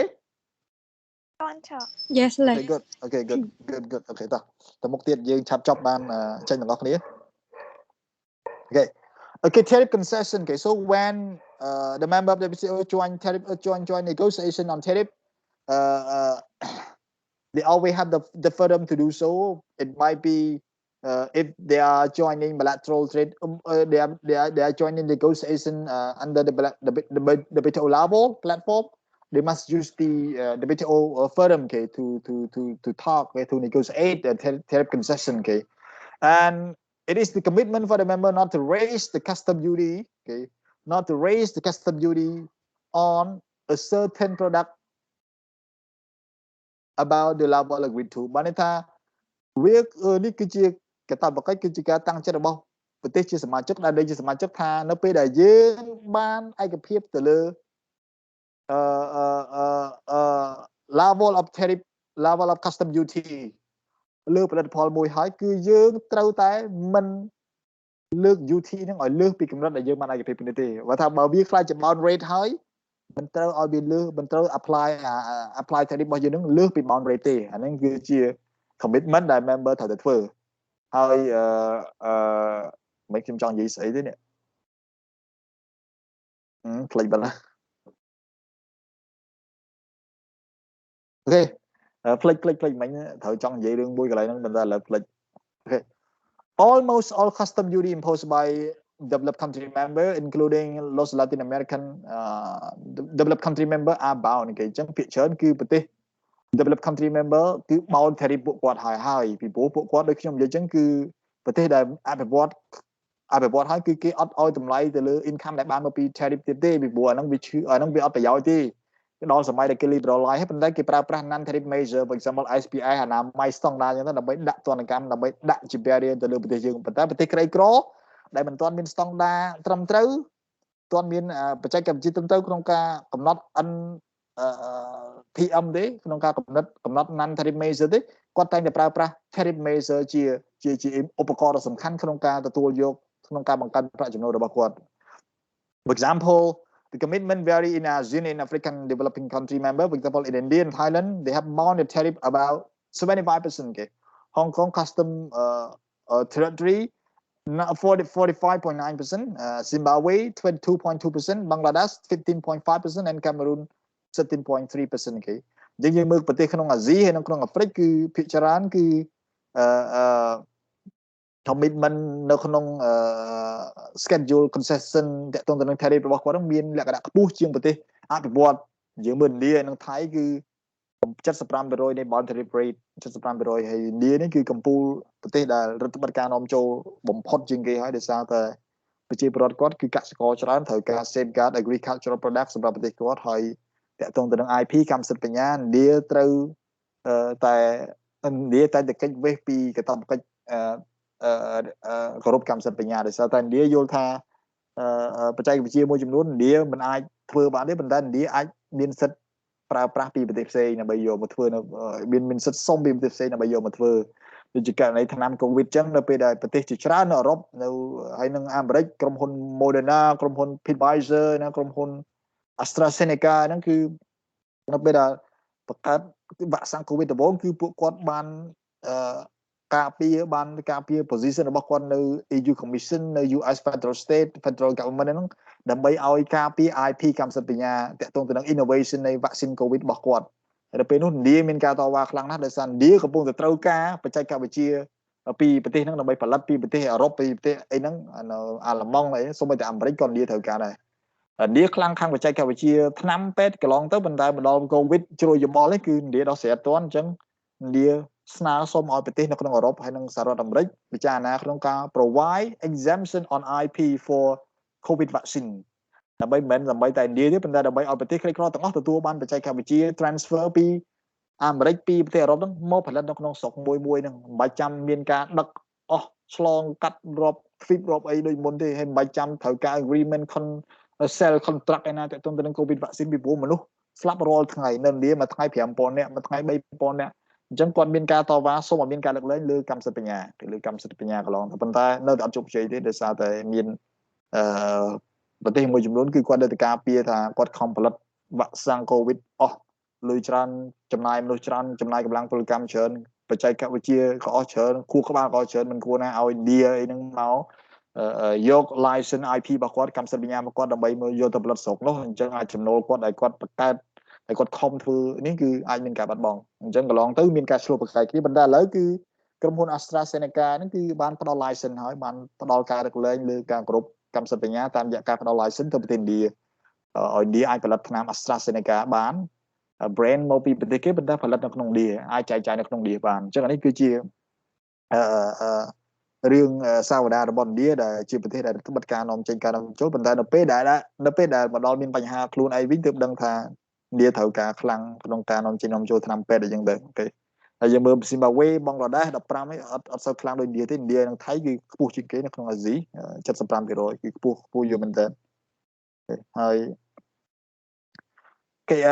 the tariff concession are found in the member schedule of concession អញ្ចឹងនៅពេលដែលយើងចរចានៅពេលដែលប្រទេសមួយពីរចរចាជាមួយគ្នាឬក៏ខ្ញុំនិយាយពាក្យថាមួយពីរចរចាគឺវាខុសត្រង់ថាពេលដែលចរចា tariff គឺមិនមែនចរចាតែមួយប្រទេសទេដូចខ្ញុំនិយាយចឹងចរចាតែមួយប្រទេសហើយ remove tariff ឲ្យប្រទេសហ្នឹងអត់កើតទេគឺចរចាជាមួយភាគីច្រើនទៀតដែលមាន principal interest អូខេ principal interest បើថាជាប្រទេសដែលនាំចូលផលិតផលហ្នឹងមកយើងប្រទេសខ្លះយើងមិនបាច់ចរចាឲ្យពីព្រោះគាត់អត់មានផលិតផលនាំចូលមកយើងទេយើងនិយាយចរចាជាមួយប្រទេសណាដែលនាំចូលផលិតផលថាឥឡូវយើងនិយាយចង់បើកកង់ឲ្យនាំចូលកង់មកកម្ពុជាយើងត្រូវសិក្សាទៅតើប្រទេសណាដែលនាំចូលកង់មកកម្ពុជារាល់ថ្ងៃនេះត្រូវសិក្សាឲ្យបើថាមាន15ប្រទេសយើងចរចា15ប្រទេសហ្នឹងជាមួយ15ប្រទេសហ្នឹងហើយឲ្យគាត់ត្រូវឲ្យ15ហ្នឹងត្រូវឲ្យ15ប្រទេសហ្នឹងត្រូវឲ្យអីមកយើងវិញដើម្បីឲ្យយើងបើកកង់ឲ្យពួកគាត់ហ្នឹងគេបើយើងបើកកង់15%គឺយើងត្រូវបើកឲ្យប្រទេសទាំង15ហ្នឹងប៉ុន្តែប្រទេសផ្សេងដែលជាសមាជិក WTO គឺមិនបាច់ចូលរួមទេដោយសារតែប្រទេសទាំងនោះមិនដែលនាំចូលកង់មកកម្ពុជាទេអញ្ចឹងខ្ញុំសូមបញ្យល់ឡើងហ្នឹងដែរថានៅពេលដែលយើងនៅពេលដែលខ្ញុំនិយាយថាពេលយើងចរចាតែ2នាក់3នាក់ប្រទេសផ្សេងប្តឹងគឺយើងនឹងយល់ថាអញ្ចឹងយើងត្រូវចរចាជាមួយ160ប្រទេសហ្នឹងតែម្ដងដើម្បីឲ្យវា equal ឬក៏យ៉ាងណាមិនមែនទេគឺយើងចរចាតែជាមួយប្រទេសណាដែលមានគេហៅថា principal interest ក្នុងការនាំចូលបើសិនជាប្រទេសហ្នឹងមិនដែលនាំចូលមកកម្ពុជាស្រាប់តែឮថាកម្ពុជាចង់កម្ពុជាឥឡូវគ្រោងមានការចរចាជាមួយប្រទេសណាដែលនាំចូលកង់មកកម្ពុជាស្រាប់តែប្រទេសនោះមិនដែលនាំចូលកង់ទេមកចរចាដែរអត់ត្រូវទេកម្ពុជា identify ថាគាត់មិនមែនជាប្រទេសដែលមាន principal interest ក្នុងការនាំចូលកង់ទេពីព្រោះកន្លងទៅកម្ពុជានិងប្រទេសហ្នឹងមិនដែលមាននាំចូលកង់នាំចេញកង់ជាមួយគ្នាទេអញ្ចឹងកម្ពុជា select តែប្រទេសណាដែលជា principal ពីតែ principal ព្រោះថាអ្នកខ្លះគាត់មានដែរប៉ុន្តែមានតិចទេអត់ច្រើនទេប៉ុន្តែគាត់ចរចាតែជាមួយប្រទេសណាដែលមាន principal print ហើយ CIPAL ពាក្យថាធំជាងហ្នឹងហើយប្រទេសណាដែលមាន volume of export and import នៃ bicycle មកកម្ពុជាក្នុងលក្ខណៈធំ compare ជាមួយប្រទេសផ្សេងប្រហែល15ប្រទេសអញ្ចឹងទៅប្រទេសធំៗហ្នឹងយើងចរចាតែជាមួយប្រទេសហ្នឹងទេពីព្រោះប្រទេសទាំងហ្នឹងគឺមានការប្រែប្រួល tariff regime ពីកម្ពុជាគឺប៉ះពាល់ដល់ប្រទេសហ្នឹងហើយយើងក៏អាចមានសិទ្ធិស្នើសុំពីគេវិញដែរក្នុងគោលការណ៍ reciprocity យើងឬក៏គោលការណ៍លើកលែងយើងអាចស្នើសុំច្រើនពីគាត់ជាងយើងឲ្យទៅគាត់វិញអញ្ចឹងដូចខ្ញុំនិយាយនៅពេលដែលយើងចរចា tariff ហើយជាមួយច្រើនប្រទេសដែលមាន principal interest rate នៅក្នុង principal supply interest នៅក្នុងផលិតផលមួយហ្នឹងគឺយើងនឹងផលិតជា schedule of concession នៃ good ឬក៏ good schedule មួយគេចឹងនៅពេលដែលយើងចរចាលើតំណែងចរចាចប់ជាមួយប្រទេសដែលមាន principal interest principal supply interest ក្នុងការនាំចូលផលិតផលមកកម្ពុជាគឺលទ្ធផលនៃការចរចាគេហៅថា schedule of concession យើងទៅមើលនៅកម្ពុជាទៅក្នុង WTO យើងឆែក schedule of concession of Cambodia ឬក៏ good schedule of Cambodia ទៅគឺគេនឹងបង្ហាញតារាងរាប់ពាន់ទំព័រតាក់ទងទៅនឹងតើពន្ធប្រមាណដែលកម្ពុជាដាក់លើផលិតផលនេះដែលបានមកពីការចរចាទៅលើ tariff concession ទៅលើ tariff negotiation អញ្ចឹង schedule of concession tax ឬក៏ good schedule tax គឺជា integral part of the Marrakesh agreement Marrakesh agreement គឺឲ្យ WTO member ធ្វើការមួយគ្នាក្នុងការបើកច្រកទីផ្សារប៉ុន្តែបើសិនជាចរចាប៉ុន្តែគ្មាន schedule of concession នោះទេយកស្អីជាសម្អាងក្នុងការនាំចេញនាំចូលអញ្ចឹងបានគេហៅថា schedule of concession ឬក៏ good schedule នេះតើតើទៅនឹងការនាំចេញនាំចូលតំណែងរវាងប្រទេសដែលចរចានៅក្នុង WTO ដែលជា member របស់ WTO នេះគឺជាឯកសារដ៏សំខាន់ក្នុងការអនុវត្តកិច្ចព្រមព្រៀង Marrakesh ឲ្យ WTO ធ្វើការមួយគ្នារកស៊ីជាមួយគ្នាសហការវិញការមួយគ្នាប៉ុន្តែបើសិនជាសហការបានចរចាគ្មានតារាងពន្ធគយសម្រាប់លទ្ធផលក្រោយពីការចរចាទេអត់មានបានន័យអីទេអញ្ចឹង schedule of concession គឺជា integral text of the Marrakesh agreement 1995 ទោះបីជាប្រទេសឬក៏ដែនដីជានៃសមាជិក WTO បានចរចាទៅលើតំណែងការនាំចេញនាំចូលតំណែងយកពន្ធប្រមាណហើយគាត់បានផលិតបានបង្កើត schedule of concession ដែលមាន binding tariff rate ហើយនឹង apply tariff rate ទៅលើផលិតផលហ្នឹងទោះបីជាបានចរចាបានកំណត់បាន submit បាន notify បាន recognize ឬក៏ admitted by the WTO secretariat រួចក៏ដោយក៏ tariff concession នៅក្នុង schedule of concession ហ្នឹងអាច modify ឬក៏ withdrawn បាន modify មកថាបើសិនជាប្រទេសណាមួយដែលមាន initial negotiating right ឬក៏ principal supplying interest ដូចខ្ញុំនិយាយអញ្ចឹងប្រទេសណាដែលមានការនាំចូលជាដុំកំភួននាំចូលច្រើនមកកម្ពុជាលើផលិតផលហ្នឹងមានការតវ៉ាមានការចរចាសារជាថ្មីដោយសារតែគិតថាផលិតផលឥឡូវវាមានច្រើនជាងមុនអញ្ចឹងសូមឲ្យកាត់បន្ថយពន្ធបន្តិចក្រោមអ្វីដែលយើងបានដាក់ក្នុង schedule of concession ដែលយើងចរចាពីមុនអញ្ចឹងបើសិនជាភាគីដែលនាំចូលឯកភាពគឺគាត់អាចមានការចរចាជាមួយប្រទេសដែលមាន INO initial negotiating right ហើយនិង PSI principal supplying interest ហ្នឹងចរចាមួយកម្ពុជាហើយ modify tariff rate ទៅលើផលិតផលហ្នឹងទៅឬក៏ withdraw ក៏បានដែរ withdraw tariff rate ពីផលិតផលហ្នឹងចេញណាហើយឲ្យតែមានគោលការណ៍ឯកភាពគ្នាពីប្រទេសទាំងអស់ហ្នឹងគឺ WTO អត់មានហាមឃាត់ទេគឺគេអនុញ្ញាតនៅក្នុងមាត្រា28គេអនុញ្ញាតច្បាស់ណាស់មាត្រា28 para 1 again ហ្នឹងគឺបាននិយាយថាប្រទេសឬក៏ដែនដីដែលជាសមាជិក WTO មានសិទ្ធិក្នុងការកែប្រែឬក៏ដកនៅ tariff concession ដែលគាត់បានកំណត់នៅក្នុង schedule of concession របស់គាត់នៅពេលដែលភាគីទាំងអស់ហ្នឹងបានចរចាជាមួយគ្នាជាពិសេសគឺភាគីដែលមាន INO ហើយនិង PSI principal supply interest តែខ្ញុំនិយាយមកអញ្ចឹងគឺប្រទេសដែលមានការនាំចេញនាំចូលច្រើនរវាងគ្នានឹងគ្នាបើអ្នកផ្សេងដែលមិននាំចេញនាំចូលច្រើនជាមួយប្រទេសហ្នឹងទេអត់មានសិទ្ធិក្នុងការមកចរចាក្នុងការកែប្រែក្នុងការ modify ក្នុងការ withdraw ទេចាំបានគ្នាយើងអូខេខ្ញុំនិយាយឡើងហត់ហ្នឹង Okay, got a point now? Like even Yes. though we only negotiate with the country that have principal interest, but the schedule of concession still apply on other country that not in the negotiation, right? Yes. That is the good question. That is the good clarification point. Even though we only negotiate with the country or with the member that have INO initial negotiating right and PSI principal supplying interest, but when we use the final text of the schedule of concession, the new version, it will be applied to all. And the other member who do not have the PSI or INO and then face a new tariff regime from Cambodia because Cambodia already talked with the country or with the member that have INO and PSI. And the tariff will be applied to all. The other small member or the other member, whether big or small, but they have very little volume of export of the product to Cambodia or import a product from Cambodia. they have no right to contest. They have no right to resist. They have no right to oppose the new schedule of concession of Cambodia and the rest of the country who have iron ore and PSI, because they have, I mean, those countries do not have iron ore, do not notify the iron ore, do not notify their PSI. And the actual volume of trade between Cambodia and those countries is very minimal compared to the country that Cambodia and compared to the country that have iron ore and PSI with Cambodia. Okay, so again, the new schedule of concession, the tariff level of in the new schedule of concession upon a new negotiation with the country with iron ore and PSI will be applied to the rest of the world equally. You got a point? But the rest of the world, the rest of the country that do not have iron ore and PSI have no right to contest, have no right to join negotiation, have no right to oppose the decision, the new tariff regime applied by the Cambodia with the agreement by the other country who have iron ore and PSI. Clear right now? Good question, clarification point. Okay? Yes, thank you. Okay, very good. Okay, chẳng lẽ nóច្បាស់ហើយthườngយល់ថាវិធីនៃការចរចាវាមានអាហ្នឹង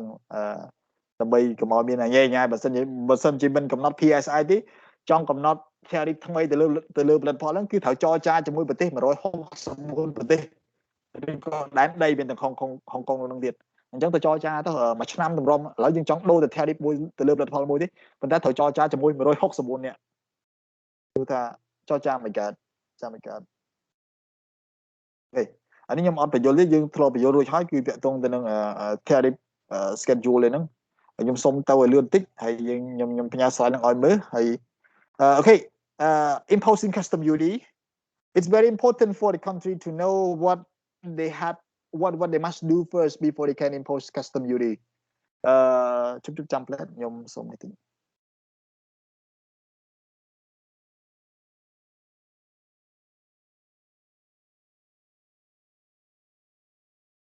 ចាំផ្លែនេះយើងចាំផ្លែ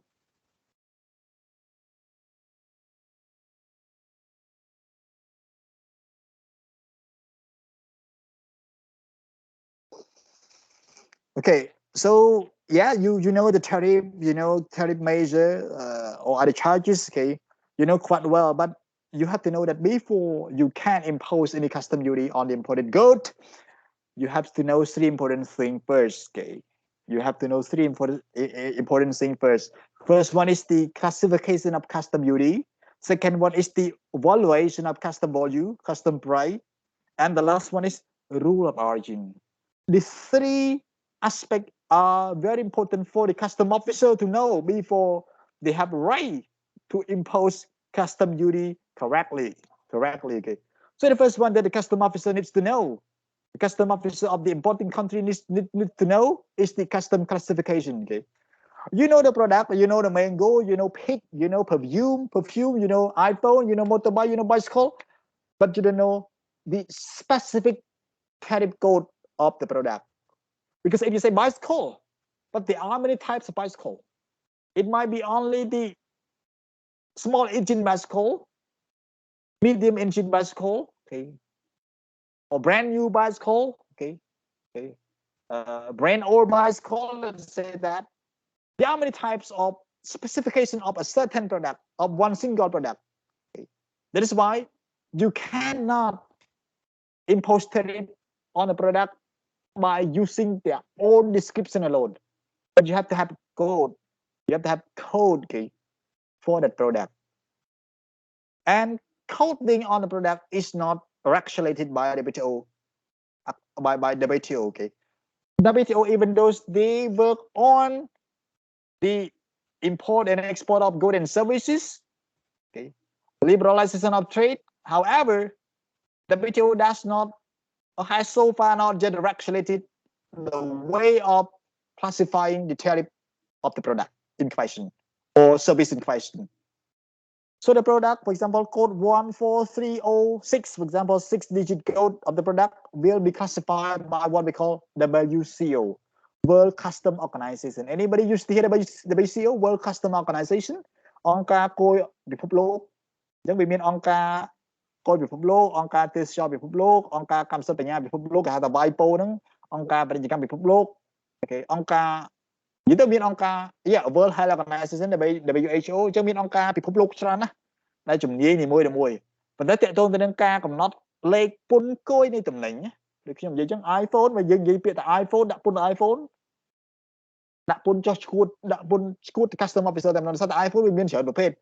អញ្ចឹងបើយើងនិយាយទៅពី iPhone គឺត្រូវឲ្យមាន iPhone 10ប្រភេទយើងទៅដើររកណាអញ្ចឹងគេឲ្យលេខកូដទៅលើផលិតផលហ្នឹងដើម្បីងាយស្រួលក្នុង customer officer គឺថាបើសិនជាខ្ញុំសុកប៊ុនផននាំចូលផលិតផល10ផលិតផលមកពីប្រទេសអាល្លឺម៉ង់ចូលកាត់ច្រកថៃមកដល់កម្ពុជាថៃស្រាប់តែខ្ញុំត្រូវបង់ពន្ធដល់ពេលគេមើល iPhone ខ្ញុំស្រាប់តែ iPhone ខ្ញុំមាន10ប្រភេទឥឡូវគេយកពន្ធមួយណាបើយើងយកតែ4 digit គឺពាក្យ iPhone មួយម៉ាត់ទេទូរស័ព្ទphone មួយម៉ាត់ទេ phone មួយម៉ាត់ទេដល់ពេលយើងយក6 digit វាមាន iPhone វាមាន Samsung វាមានអីចឹងទៅអញ្ចឹងដល់ពេលយើងមើលក្នុងអា6 digit វាមាន iPhone អញ្ចឹងយើងឆែកក្នុង iPhone វាមានស្អីច្រើនទៀត iPhone X iPhone 11 iPhone 13អីចឹងទៅយើងឆែកមើល8 digit អញ្ចឹងវាមាន specific តាមវិស័យវាមួយរៀងខ្លួនទីមាន iPhone 14 15វាមកអាប់អញ្ចឹងអា custom classification ហ្នឹងវា update រហូត update ដោយសារតែផលិតផលមានការប្រែប្រួលពីមួយឆ្នាំទៅមួយឆ្នាំពេលខ្លះ update 4ឆ្នាំពេលខ្លះ update 6ឆ្នាំអូខេបើសិនជាផលិតផលមួយចំនួនធំមិនទាន់មានការប្រែប្រួលទេគេប្រើអាចាស់ធម្មតាសិនគេហើយគេអាចបន្ថែមមានការយោគយល់តាមហ្នឹងទៅប៉ុន្តែជាទូទៅគឺគេនឹងត្រូវកែប្រែ custom classification code ហ្នឹងគឺ6ទៅ4ទៅ6ឆ្នាំម្ដងអូខេអញ្ចឹងខ្ញុំនិយាយអញ្ចឹងគឺនៅពេលដែលគេដាក់ពន្ធគឺគេមើលតាមលេខកូដផលិតផលហ្នឹងចូលក្នុងលេខកូដណាហើយលេខកូដហ្នឹងគឺកំណត់ដោយ Harmonization System Convention គេនៅឆ្នាំ1988របស់ Custom World Custom Organization ដែលត្រូវបាន renew 4ទៅ6ឆ្នាំម្ដងដើម្បីឲ្យ update ទាន់សភាពការទៅនឹងការប្រែប្រួលនិងការកែច្នៃ novated នៃផលិតផលវាអាចមកតាមមួយធ្លុងចឹងទេអាច3 4ឆ្នាំទៀតមានការប្រែប្រួលមានការថែម new item new specification អូខេអញ្ចឹងគេប្រើ HS code អញ្ចឹងទី1យើងដឹងពី custom classification ត្រូវដឹងពី code នៃ product ដើម្បីអាច impose custom duty បាន number 2 you need to value the custom price គេអញ្ចឹងសួរថាតើនៅពេលដែលយើងឃើញផលិតផលមួយនាំចូលមកនាំមកដល់ព្រំដែនកម្ពុជាផលិតផលមួយនាំមកដល់ព្រំដែនកម្ពុជាតើយើងយកតម្លៃផលិតផលហ្នឹងពីត្រឹមណាដើម្បីយកមកកំណត់ពន្ធពីព្រោះតម្លៃនៃផលិតផលគឺមានសារៈសំខាន់ក្នុងការកំណត់ពន្ធ3%នឹងថ្លៃបើសិនជាផលិតផលហ្នឹងថ្លៃពន្ធ3%នឹងថោកបើសិនជាផលិតផលដែលគេកំណត់ហ្នឹងតម្លៃវាគឺថោកឥឡូវដូចជាផលិតផលហ្នឹងតម្លៃ$3,000នាំចូលនាំយើងទិញពីរោងចក្រពីតម្លៃ$3,000ប៉ុន្តែដល់ពេលហើយបើសិនជា$3,000យើងគិត3%ពេលនាំចេញគឺតែ$300ទេប៉ុន្តែស្រាប់តែយើងនាំមកដល់ព្រំដែនពីរោងចក្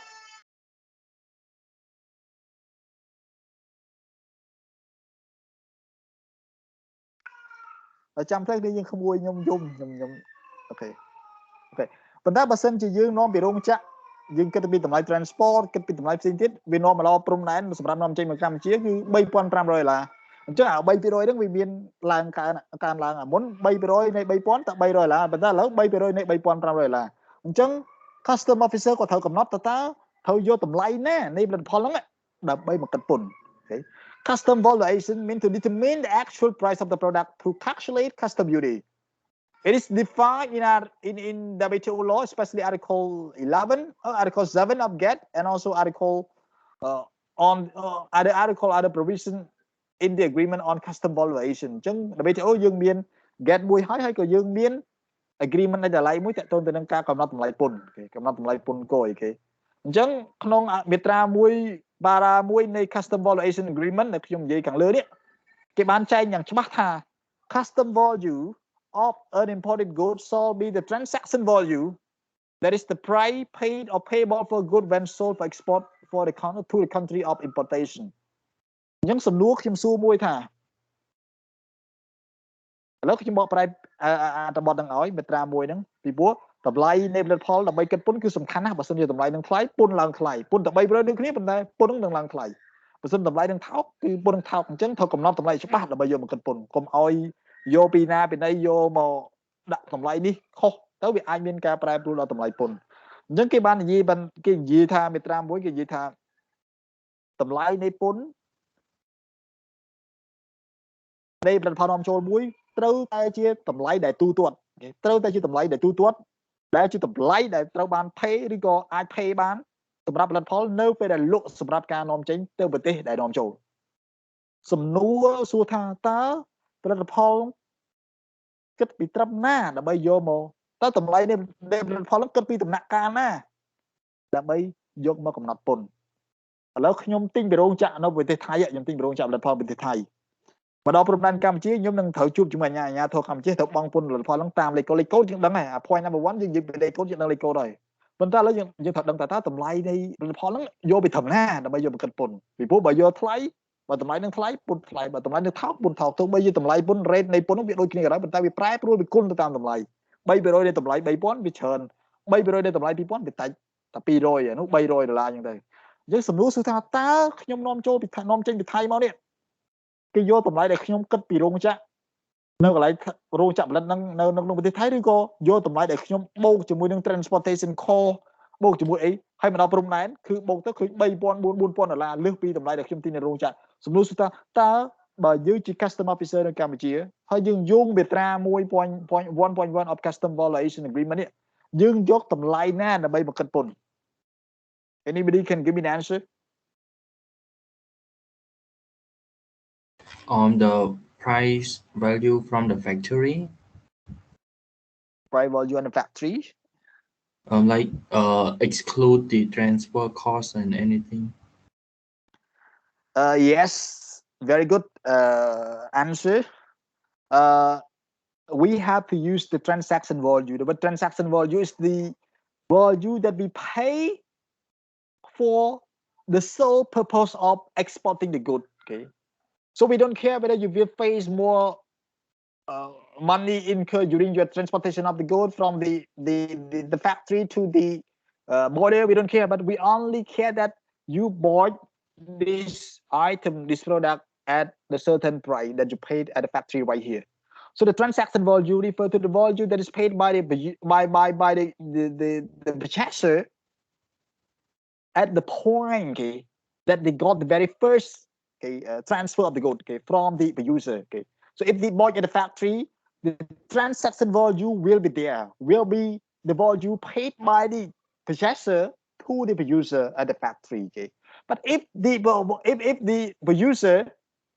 do not sell there, but they export to sell at the border, the custom value will be using the transaction value made at the border, because here the transaction value made between the producer and purchaser is at the border, and it is the original price. Okay, because the producer already include everything inside, and then the transaction value the first time ever between the producer and buyer is at the border. So it might be also at the border right here, as long as it is from the transaction value between the payer and the producer, the payer and the producer. Okay. ចឹងដូចឡានចឹងពេលយើងនាំចូលឡានមកពីអាមេរិកគេអត់ឲ្យគិត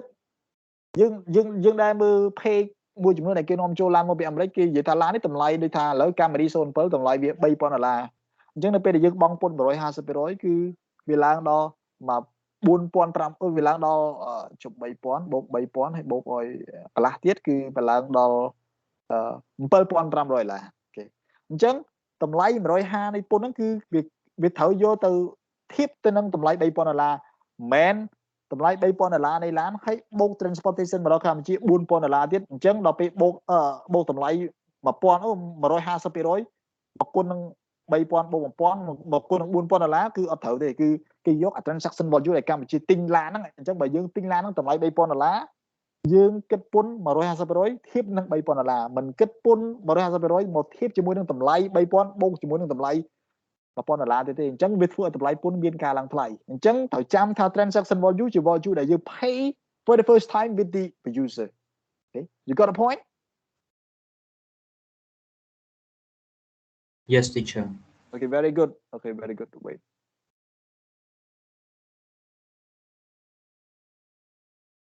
Okay. អញ្ចឹងយើងទីមួយយើងដឹងហើយថាយើងត្រូវ classify product ហ្នឹងសិនមិនមែនយក product ឈ្មោះមកបងពន្ធទៅត្រូវមានកូដអូខេទី2ពេលដឹងកូដហើយត្រូវដឹងតម្លៃណាដែលត្រូវយកពន្ធដើម្បីមកគិតពន្ធមិនតម្លៃដឹកមកដល់ព្រំដែនបូកបងស្អីតាមផ្លូវហូបកាទៀវហូបអីគេថ្លៃឡានថ្លៃសាំងអីឡានខូចអីត្រូវគិតចូលគ្នាទាំងអស់អា អានេះបងពុនគ្នាឈួតគ្នា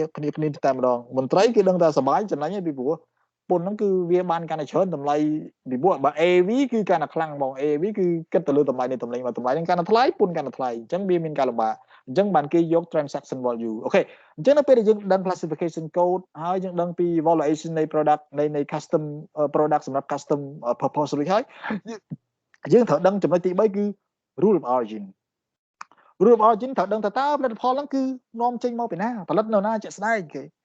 ឡូវយើងជាអាជ្ញាធរពន្ធគយប៉ុន្តែយើងយើងជាអាជ្ញាធរពន្ធគយរបស់អឺរ៉ុបអូខេ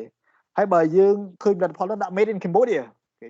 យើង believe ថាផលិតផលហ្នឹងគឺពិតជា made in Cambodia អញ្ចឹងផលិតផលហ្នឹងគឺ zero tariff ដោយសារតែកម្ពុជាផ្ដល់ EBA ជូនកម្ពុជាអូខេប៉ុន្តែស្រាប់តែគេរកឃើញថា EU committee found that I do not believe in the product page គេ the product description on the product saying that it is made in Cambodia. I don't believe that because I believe that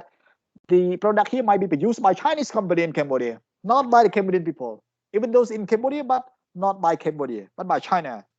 Because a lot of Chinese companies in Cambodia are right now operating in special economic zone. They enjoy duty-free, quota-free benefit provided by the EU to Cambodia under the EBA scheme. So EU realized that it is not the Cambodian produced product, but it is the Chinese produced product. Okay. The product that are produced by China. Okay. អញ្ចឹងទោះបីជាយើងមានកូដទោះបីជាយើងដឹងតម្លៃប៉ុន្តែយើងមិនទាន់អាចដាក់ពន្ធបានភ្លាមទេយើងត្រូវដឹងថាតើផលិតផលមកពីណាពីព្រោះ origin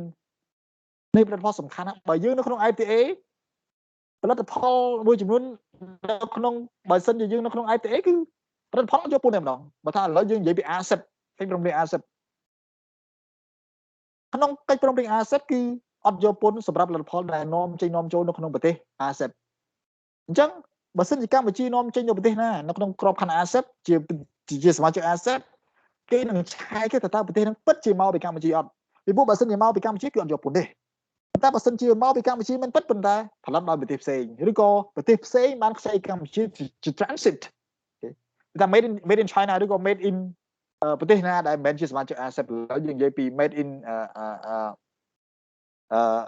let's say Japan. Oh no, Japan is also the member of ASEP.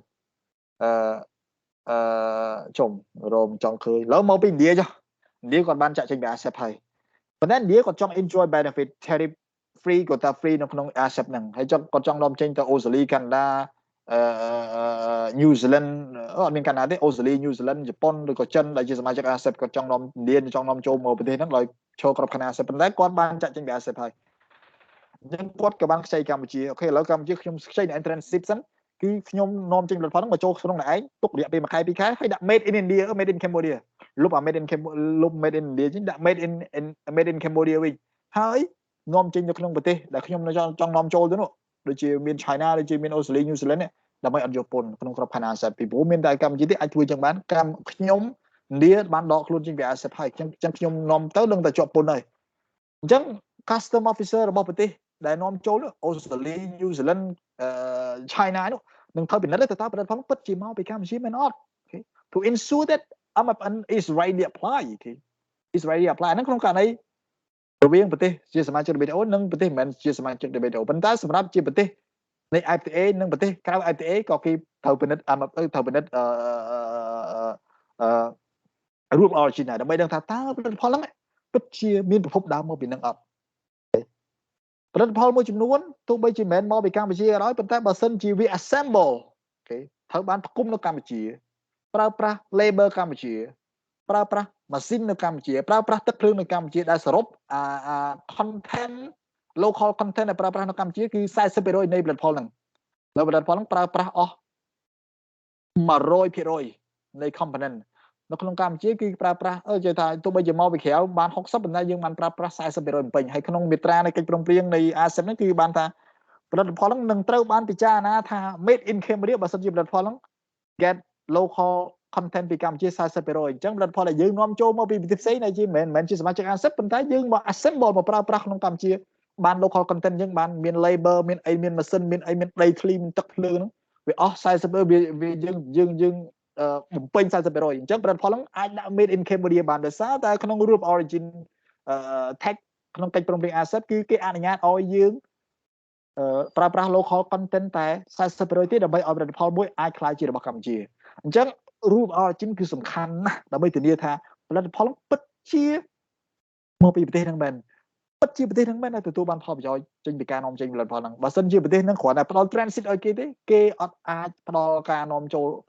ប្រទេសនាំចូលផលិតផលពីប្រទេសហ្នឹងដោយមិនយកពន្ធទេគេនឹងកិនពន្ធដោយប្រទេសទូទៅវិញបាន up and rate ដោយសារតែមិនមែនជាសមាជិករបស់ FTA ទេប្រទេសហ្នឹងជាសមាជិកប៉ុន្តែម្ចាស់ផលិតផលជាក់ស្ដែងរបស់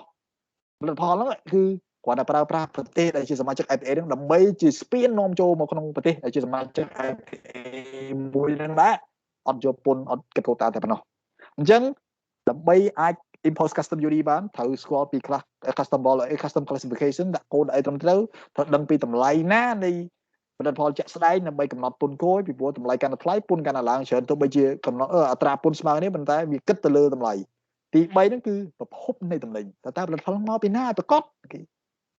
EU ធ្លាប់ចោទកម្ពុជារួចហើយថាផលិតផលមួយចំនួននៅកម្ពុជាដែលនាំចូលទៅ EU quota duty free quota free ហ្នឹងអត់យកពន្ធអត់យក quota នោះគឺបោះ China ហើយត្រូវចាំណានៅពេលដែល EU ដក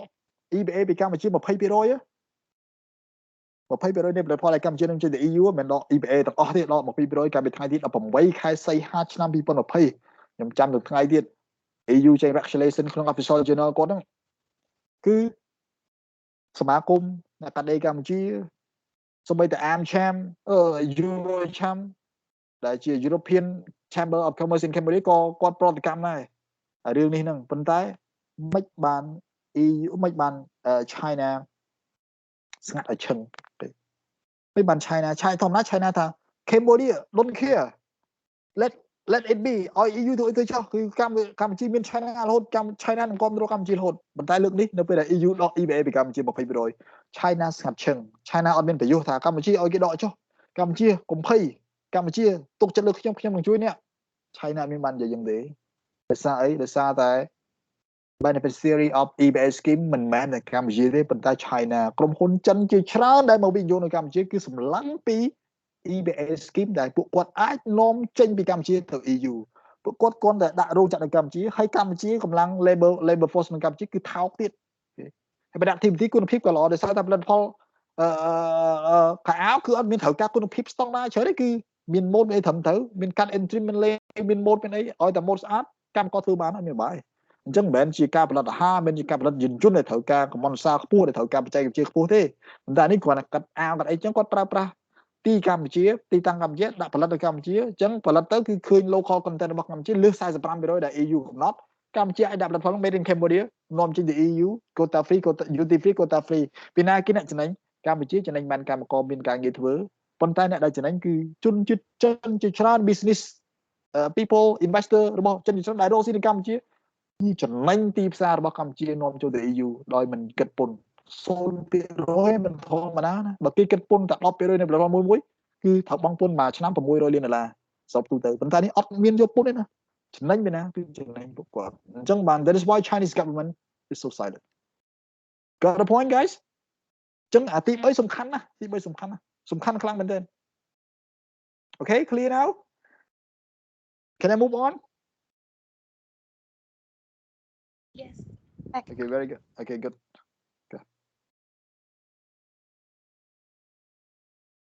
Okay អញ្ចឹងអានេះគឺជា other duty អានឹង other charges នៅក្នុង WTO គឺខ្ញុំនិយាយអញ្ចឹងគឺ custom other duty and other charge are not prohibited under the WTO law I mean the government have the freedom have the right to impose financial charge tax or other custom duty at their own will okay and as I said duty and other charge are not regulated are not defined under the WTO law so far but they are mostly rely on the case law the decision of the judge in the past case okay, that involve the interpretation of the word duty and charge okay, so they always rely on that okay. And based on the case law the word duty and other charge include the following import surcharge in addition to custom duty បានន័យថានៅពេលដែលយើងនាំចូលផលិតផលណាមួយដែលលើសពីការកំណត់នៃតម្លៃហ្នឹងគឺយើងអាចបន្ថែមអត្រាពន្ធគោលបន្ថែមអូខេតែតម្លៃនេះយើងឲ្យនាំចូលតែ600តោននេះស្រាប់តែគាត់នាំចូលមកលើសអញ្ចឹង import surcharge របស់គាត់ហ្នឹងវាលើសពីអ្វីដែលយើងបានកំណត់គាត់ត្រូវបង់ពន្ធបន្ថែម extra charge extra surcharge ប៉ុន្តែវាមិនមែនជា custom duty ទេ which is charge ថ្មីដែលយើងត្រូវបន្ថែមទៅលើអាពន្ធ custom duty វានៅដដែលទេប៉ុន្តែគាត់តម្លៃចំនួននៃតំណែងវាលើសកំណត់ដែលយើងឲ្យនាំចូលអញ្ចឹងហើយយើងអាច យើងអាច import surcharge បន្ថែមលើហ្នឹង security deposit គឺយើងក៏អាចដាក់បានដែរនៅពេលដែលផលិតផលណាមួយដែលគេគ្រោងនឹងនាំចូលមកកម្ពុជាប៉ុន្តែយើងដើម្បីធានាបានថាគេនឹងនាំចូលមកយើងត្រូវឲ្យគេ deposit ឲ្យគេដាក់ឲ្យគេបង់ security deposit ដើម្បីឲ្យយើងរៀបចំឯកសារធម្មតាអាជ្ញាធរពន្ធគយត្រូវរៀបចំឯកសារ clear ឯកសារមួយចំនួនត្រៀមតែផលិតផលចុះពីកុងតឺន័រចូលដល់ស្រុកខ្មែរតែម្ដងប៉ុន្តែដើម្បីធានាថាគេពិតជាម្ដងឲ្យចូលស្រុកខ្មែរមែនគឺឲ្យគេនឹងត្រូវបង់ប្រមាណ%នៃ security deposit ហ្នឹង security deposit ហ្នឹងដើម្បីធានាថាតំណែងហ្នឹងពិតជានាំចូលកម្ពុជាមែនដើម្បីកុំឲ្យថាយើងដូចសាលាអញ្ចឹងនៅពេលដែលខ្ញុំ apply ទៅរៀននៅសាលាអង់គ្លេសអីហ្នឹងខ្ញុំ apply ទៅ 3-4 សាលាអូខេអញ្ចឹងខ្ញុំជាប់ទាំង3ប៉ុន្តែសួរថាតើសាលាទាំងអស់ហ្នឹងគេគិតមិននៅពេលដែលខ្ញុំបោះបង់គេឲ្យខ្ញុំបង់ deposit ឲ្យគេពីព្រោះដើម្បីធានាថានៅពេលដែលខ្ញុំជាប់ហើយគេរៀបចំឯកសារឲ្យយើងត្រៀមចូលរៀនស្រាប់តែយើងអត់យកសាលាគេយើងទៅយកសាលាផ្សេងនៅសាលាអាហារូបករណ៍គេឲ្យយកសាលាតែមួយទេយើងទៅរៀនបានតែមួយទេអញ្ចឹងអាសាលាពីរដែលគេរៀបចំឯកសារឲ្យយើងវាខាតបង់ទៅទេ admin staff គេ computer system គេអំពូលទុកដោយសារយើងមួយខែពីរខែចុងចាប់យើងអត់យកគេអញ្ចឹងយើងត្រូវ pay deposit ជូនគេ security deposit ឲ្យគេដូចខ្ញុំដាក់ទៅ Edinburgh ហើយនឹងសាលា Durham ហើយនឹងសាលាមួយទៀតហ្នឹងគេ Aberdeen ខ្ញុំដាក់ជាប់ខ្ញុំដាក់គេឲ្យដាក់3ខ្ញុំដាក់14ដាក់ក្រៅផ្លូវការមួយទៀតជាប់អស់ហើយប៉ុន្តែអត់ទៅរៀនទាំងអស់ហើយគេនៅតែ email មកសឹងតែរកអាទិត្យសាលាគេបើកខុសនេះ are you interested Bunthon right now we defer you can still study right now even though you are ឯណាទោះបីណៃបានបោះបង់ប្រពន្ធឯងនៅតែអាចចូលរៀនអញ្ចឹងយើង defer ឲ្យឯងគេអញ្ចឹងអាហ្នឹងគឺយកយល់ប៉ុន្តែបើគេមិនយកយល់គឺគេតម្រូវឲ្យយើងត្រូវបង់ deposit ជូនគេពីព្រោះក្នុងករណីយើងបោះបង់សាលាគេគឺគេអាច compensate ទៅនឹងអ្វីដែលគេបានរៀបចំជូនយើងកន្លងទៅការនាំចូលដូចគ្នាគឺត្រូវតែបង់ជូន custom officer ប៉ុន្តែវាមិនមែនជា custom office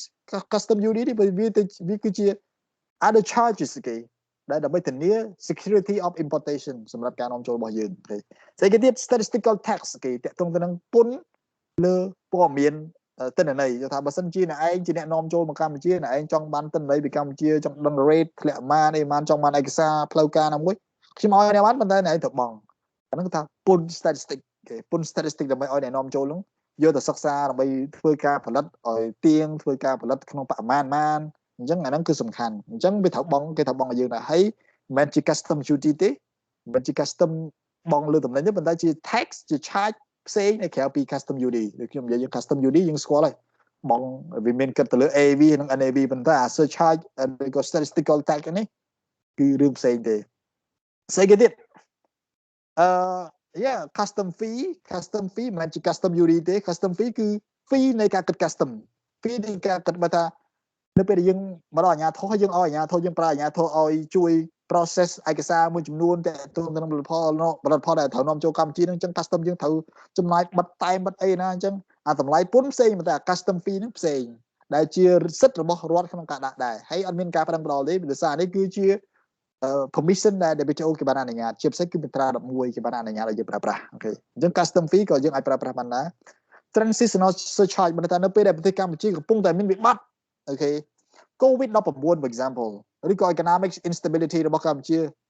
មានការរងគ្រោះខ្លាំងមែនទែនដោយសារតែមានវិបត្តិមួយចំនួនដែលកម្ពុជាត្រូវការពង្រឹងការយកពន្ធរបស់ខ្លួនអញ្ចឹងកម្ពុជាអត់មានបង្កើនអត្រាពន្ធគយទេពីព្រោះបើសិនបង្កើនអត្រាពន្ធគយវាលើសពីអ្វីដែលកម្ពុជាបានកំណត់ក្នុង bound tariff rate ក្នុង schedule of concession អញ្ចឹងកម្ពុជាអាចប្រកាសបានថាខ្ញុំកំពុងតែនៅក្នុង transitional economic situation ក្នុងស្ថានភាពtransit economy ដោយសារតែខ្ញុំកំពុងតែមានវិបត្តិរ៉ាំរ៉ៃដោយ COVID ឬក៏ខ្ញុំកំពុងតែមានបញ្ហាសេដ្ឋកិច្ចធ្ងន់ធ្ងរអញ្ចឹងខ្ញុំសូមបន្ថែម surcharge បន្ថែមទៅលើពន្ធវាប៉ុណ្ណឹងប៉ុន្តែខ្ញុំសូមបន្ថែម surcharge ដើម្បីធានាថាពន្ធទាំងអស់អា surcharge ដែលខ្ញុំយកនេះគឺវានឹងជួយឲ្យ transitional economy របស់ខ្ញុំអាចបកទៅរកស្ថានភាពដើមវិញបើអ្នកឯងមិនបង់អ្នកឯងមិនបាននាំចូលបើអ្នកឯងបង់អ្នកឯងនាំចូលបានអានេះគឺជាការបង្ខិតបង្ខំមិនដែរគ្រាន់តែអានេះគឺយើងបានលើកហេតុផលតាក់ទងទៅនឹង economic instability របស់ប្រទេសដែលតម្រូវឲ្យយើងត្រូវតែ generate more income from tax គេ from other charges that go beyond custom duty ដែលមិនជា custom duty ទេប៉ុន្តែវាជា other charges គេហើយនឹង foreign exchange fee ក៏សំខាន់ដែរនៅពេលដែលយើងនាំចូលធម្មតា យើងនាំចូលទៅប្រទេសផ្សេងវាស្រួលទេតែអាមេរិកទៅអីយើងធ្លាប់លុយដុល្លារប៉ុន្តែបើសិនជាអាមេរិកនាំចូលមកចិនគឺមិនគិតជា US ដុល្លារទេគឺគិតជាយួនចិនគឺនាំចូលអីទៅគាត់គឺគិតជាយួនទាំងអស់អញ្ចឹងបើសិនជាយើងត្រូវការប្រើប្រាស់ទឹកប្រាក់ត្រូវការកលុយអីឡើយយើងលក់ទៅដល់ហ្នឹងយើងត្រូវបង់ពន្ធមកអីប៉ុន្តែយើងត្រូវបង់គិតជាលុយយួនឲ្យគេអញ្ចឹងអាលុយយើងកាន់លុយដុល្លារត្រូវបង់ពន្ធនេះគឺបងរកាតអញ្ចឹងយើងត្រូវឲ្យអាជ្ញាធរហ្នឹងឲ្យមន្ត្រីនៅតាមនៅកន្លែង custom officer office checkpoint ហ្នឹងមានអាជ្ញាធរផ្សេងទៀតដែលសម្រាប់ដូរលុយឲ្យអ្នកបង់ពន្ធហ្នឹងអញ្ចឹងអាការដូរលុយ exchange foreign exchange fee នេះក៏ជា fee មួយដែលជា charge ថ្មីមួយដែលអ្នកបង់ពន្ធត្រូវតែបន្ថែមគេតែឥឡូវបើអ្នកឯងបងអ្នកឯងត្រូវការដូរលុយអ្នកឯងត្រូវការដូរលុយក្នុង rate នេះអញ្ចឹងអា rate ដែលគេយកចំណេញហ្នឹងគឺជា fee ហើយគឺ exchange foreign exchange fee ដែលគេអាចយកពន្ធបានទៅលើផលិតផលនាំចូលអញ្ចឹងអានេះគឺអត់បានហាម5នៅក្នុង WTO law ទេអូខេខ្ញុំសូមបញ្ជាក់ឡើងហ្នឹងអញ្ចឹងមានតែប៉ុណ្្នឹងទេតកតងទៅនឹង tariff barrier អូខេវាមាន tariff ហើយនឹង duty និង other charges other charge វាមានច្បាប់ឬក៏ law ណានៃ WTO កំណត់នៅឡើយទេគឺ case law ទាំងអស់វាមាន1 case 2 case គឺនិយាយពីករណីហ្នឹងដដែល case ផ្សេងនិយាយពីករណីហ្នឹងដែលទៀតអញ្ចឹងវាធ្វើឲ្យអា case law តកតងទៅនឹងduty នឹង arbitrage ហ្នឹងវាបង្កើតទៅបានជាចំណុចច្រើនសម្រាប់ឲ្យយើងដឹងថាតើ custom duty អា duty នឹង arbitrage ហ្នឹងវាមានស្អីគេខ្លះ ODC ហ្នឹងអូខេអញ្ចឹងមានតែប៉ុណ្្នឹងទេអត់មានអីជាបបាក់ទេដោយសារខ្ញុំមិនប៉ុន្តែកន្លែងនេះសំខាន់អាចក្នុង final ខ្ញុំដាក់ឲ្យតើខ្ញុំនិយាយថាដាក់គឺអាចដាក់តើមុននឹងយើង custom មុននឹងយើង impose custom duty យើងអាចយើងត្រូវមើលគេខ្លះហើយបញ្យល់មកតើអានេះមិនបានត្រូវអញ្ចឹងអានេះមិនត្រូវអញ្ចឹងមិនត្រូវរួម origin ត្រូវដឹងអូខេអញ្ចឹងមានតែប៉ុណ្្នឹងទេហើយខ្ញុំទុកពេលឲ្យយើង5នាទីម៉ោង7:15នាទីយើងនឹងចាប់ផ្ដើម quiz យើងអត់មានចេញលេងទេយើង7:15នាទីយើង quiz តែម្ដងហើយ quiz ចូលទៅមើល channel ដែលខ្ញុំបង្កើតថ្មីម្នាក់ quiz 1ហើយនឹងឃើញ file ហ្នឹងហើយម៉ោង7:15ខ្ញុំនឹង upload file ហ្នឹងហើយយើងធ្វើទៅរយៈពេល20នាទីត្រូវ save file ហ្នឹងជា PDF ហើយដាក់ឈ្មោះយើងគឺថាបើយើងជាសុកប៊ុនថនហ្នឹងគេថាប៊ុនថនសុកប៊ុនថន quiz 1បើយើងជាគេដូចឧត្តមអញ្ចឹងទេឧត្តម quiz 1អូខេជា PDF and then send ទៅក្នុង quiz 1 channel ហ្នឹងវិញ got a point all right fine Yes, like. okay very good okay good luck guys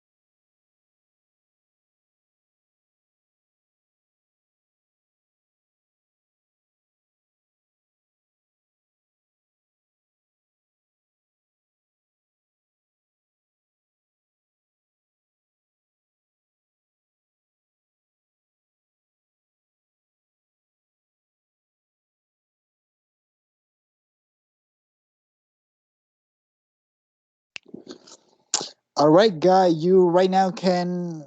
go to download the quiz paper on the new channel I just created for you, quiz one channel. All right. Tell me in case that you got a paper.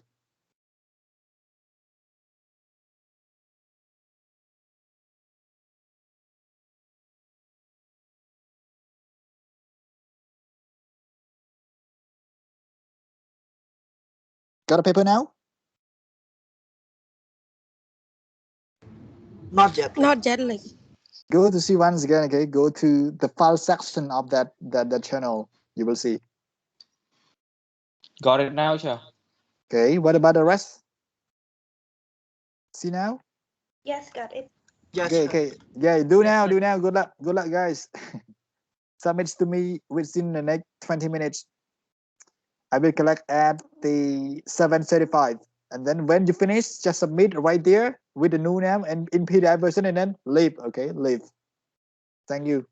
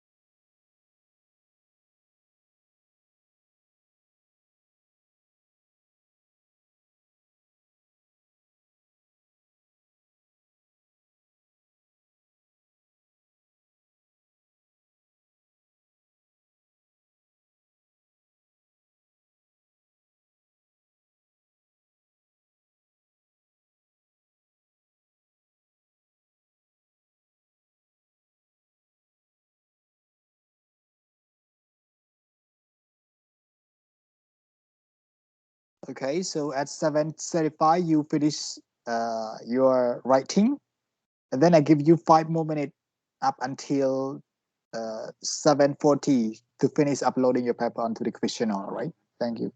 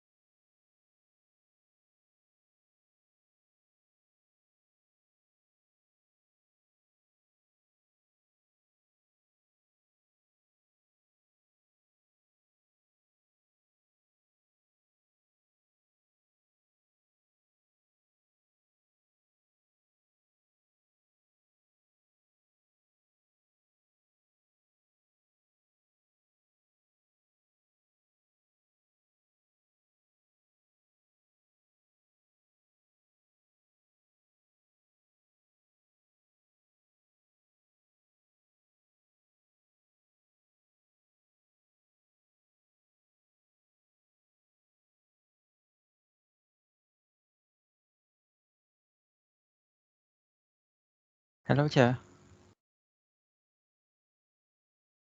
Yes, yes, come on. Where is quiz one channel? I don't see that. I think it's over there. Go to that class. I never try from your side, but it is away from my side here. But under the general, you will see quiz one channel. I put quiz, okay, not quiz one, but quiz. Okay. Sorry, not. Let me put quiz one.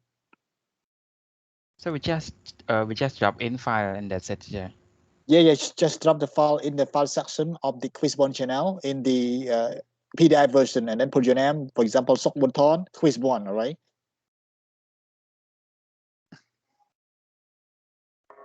Got it, Chair.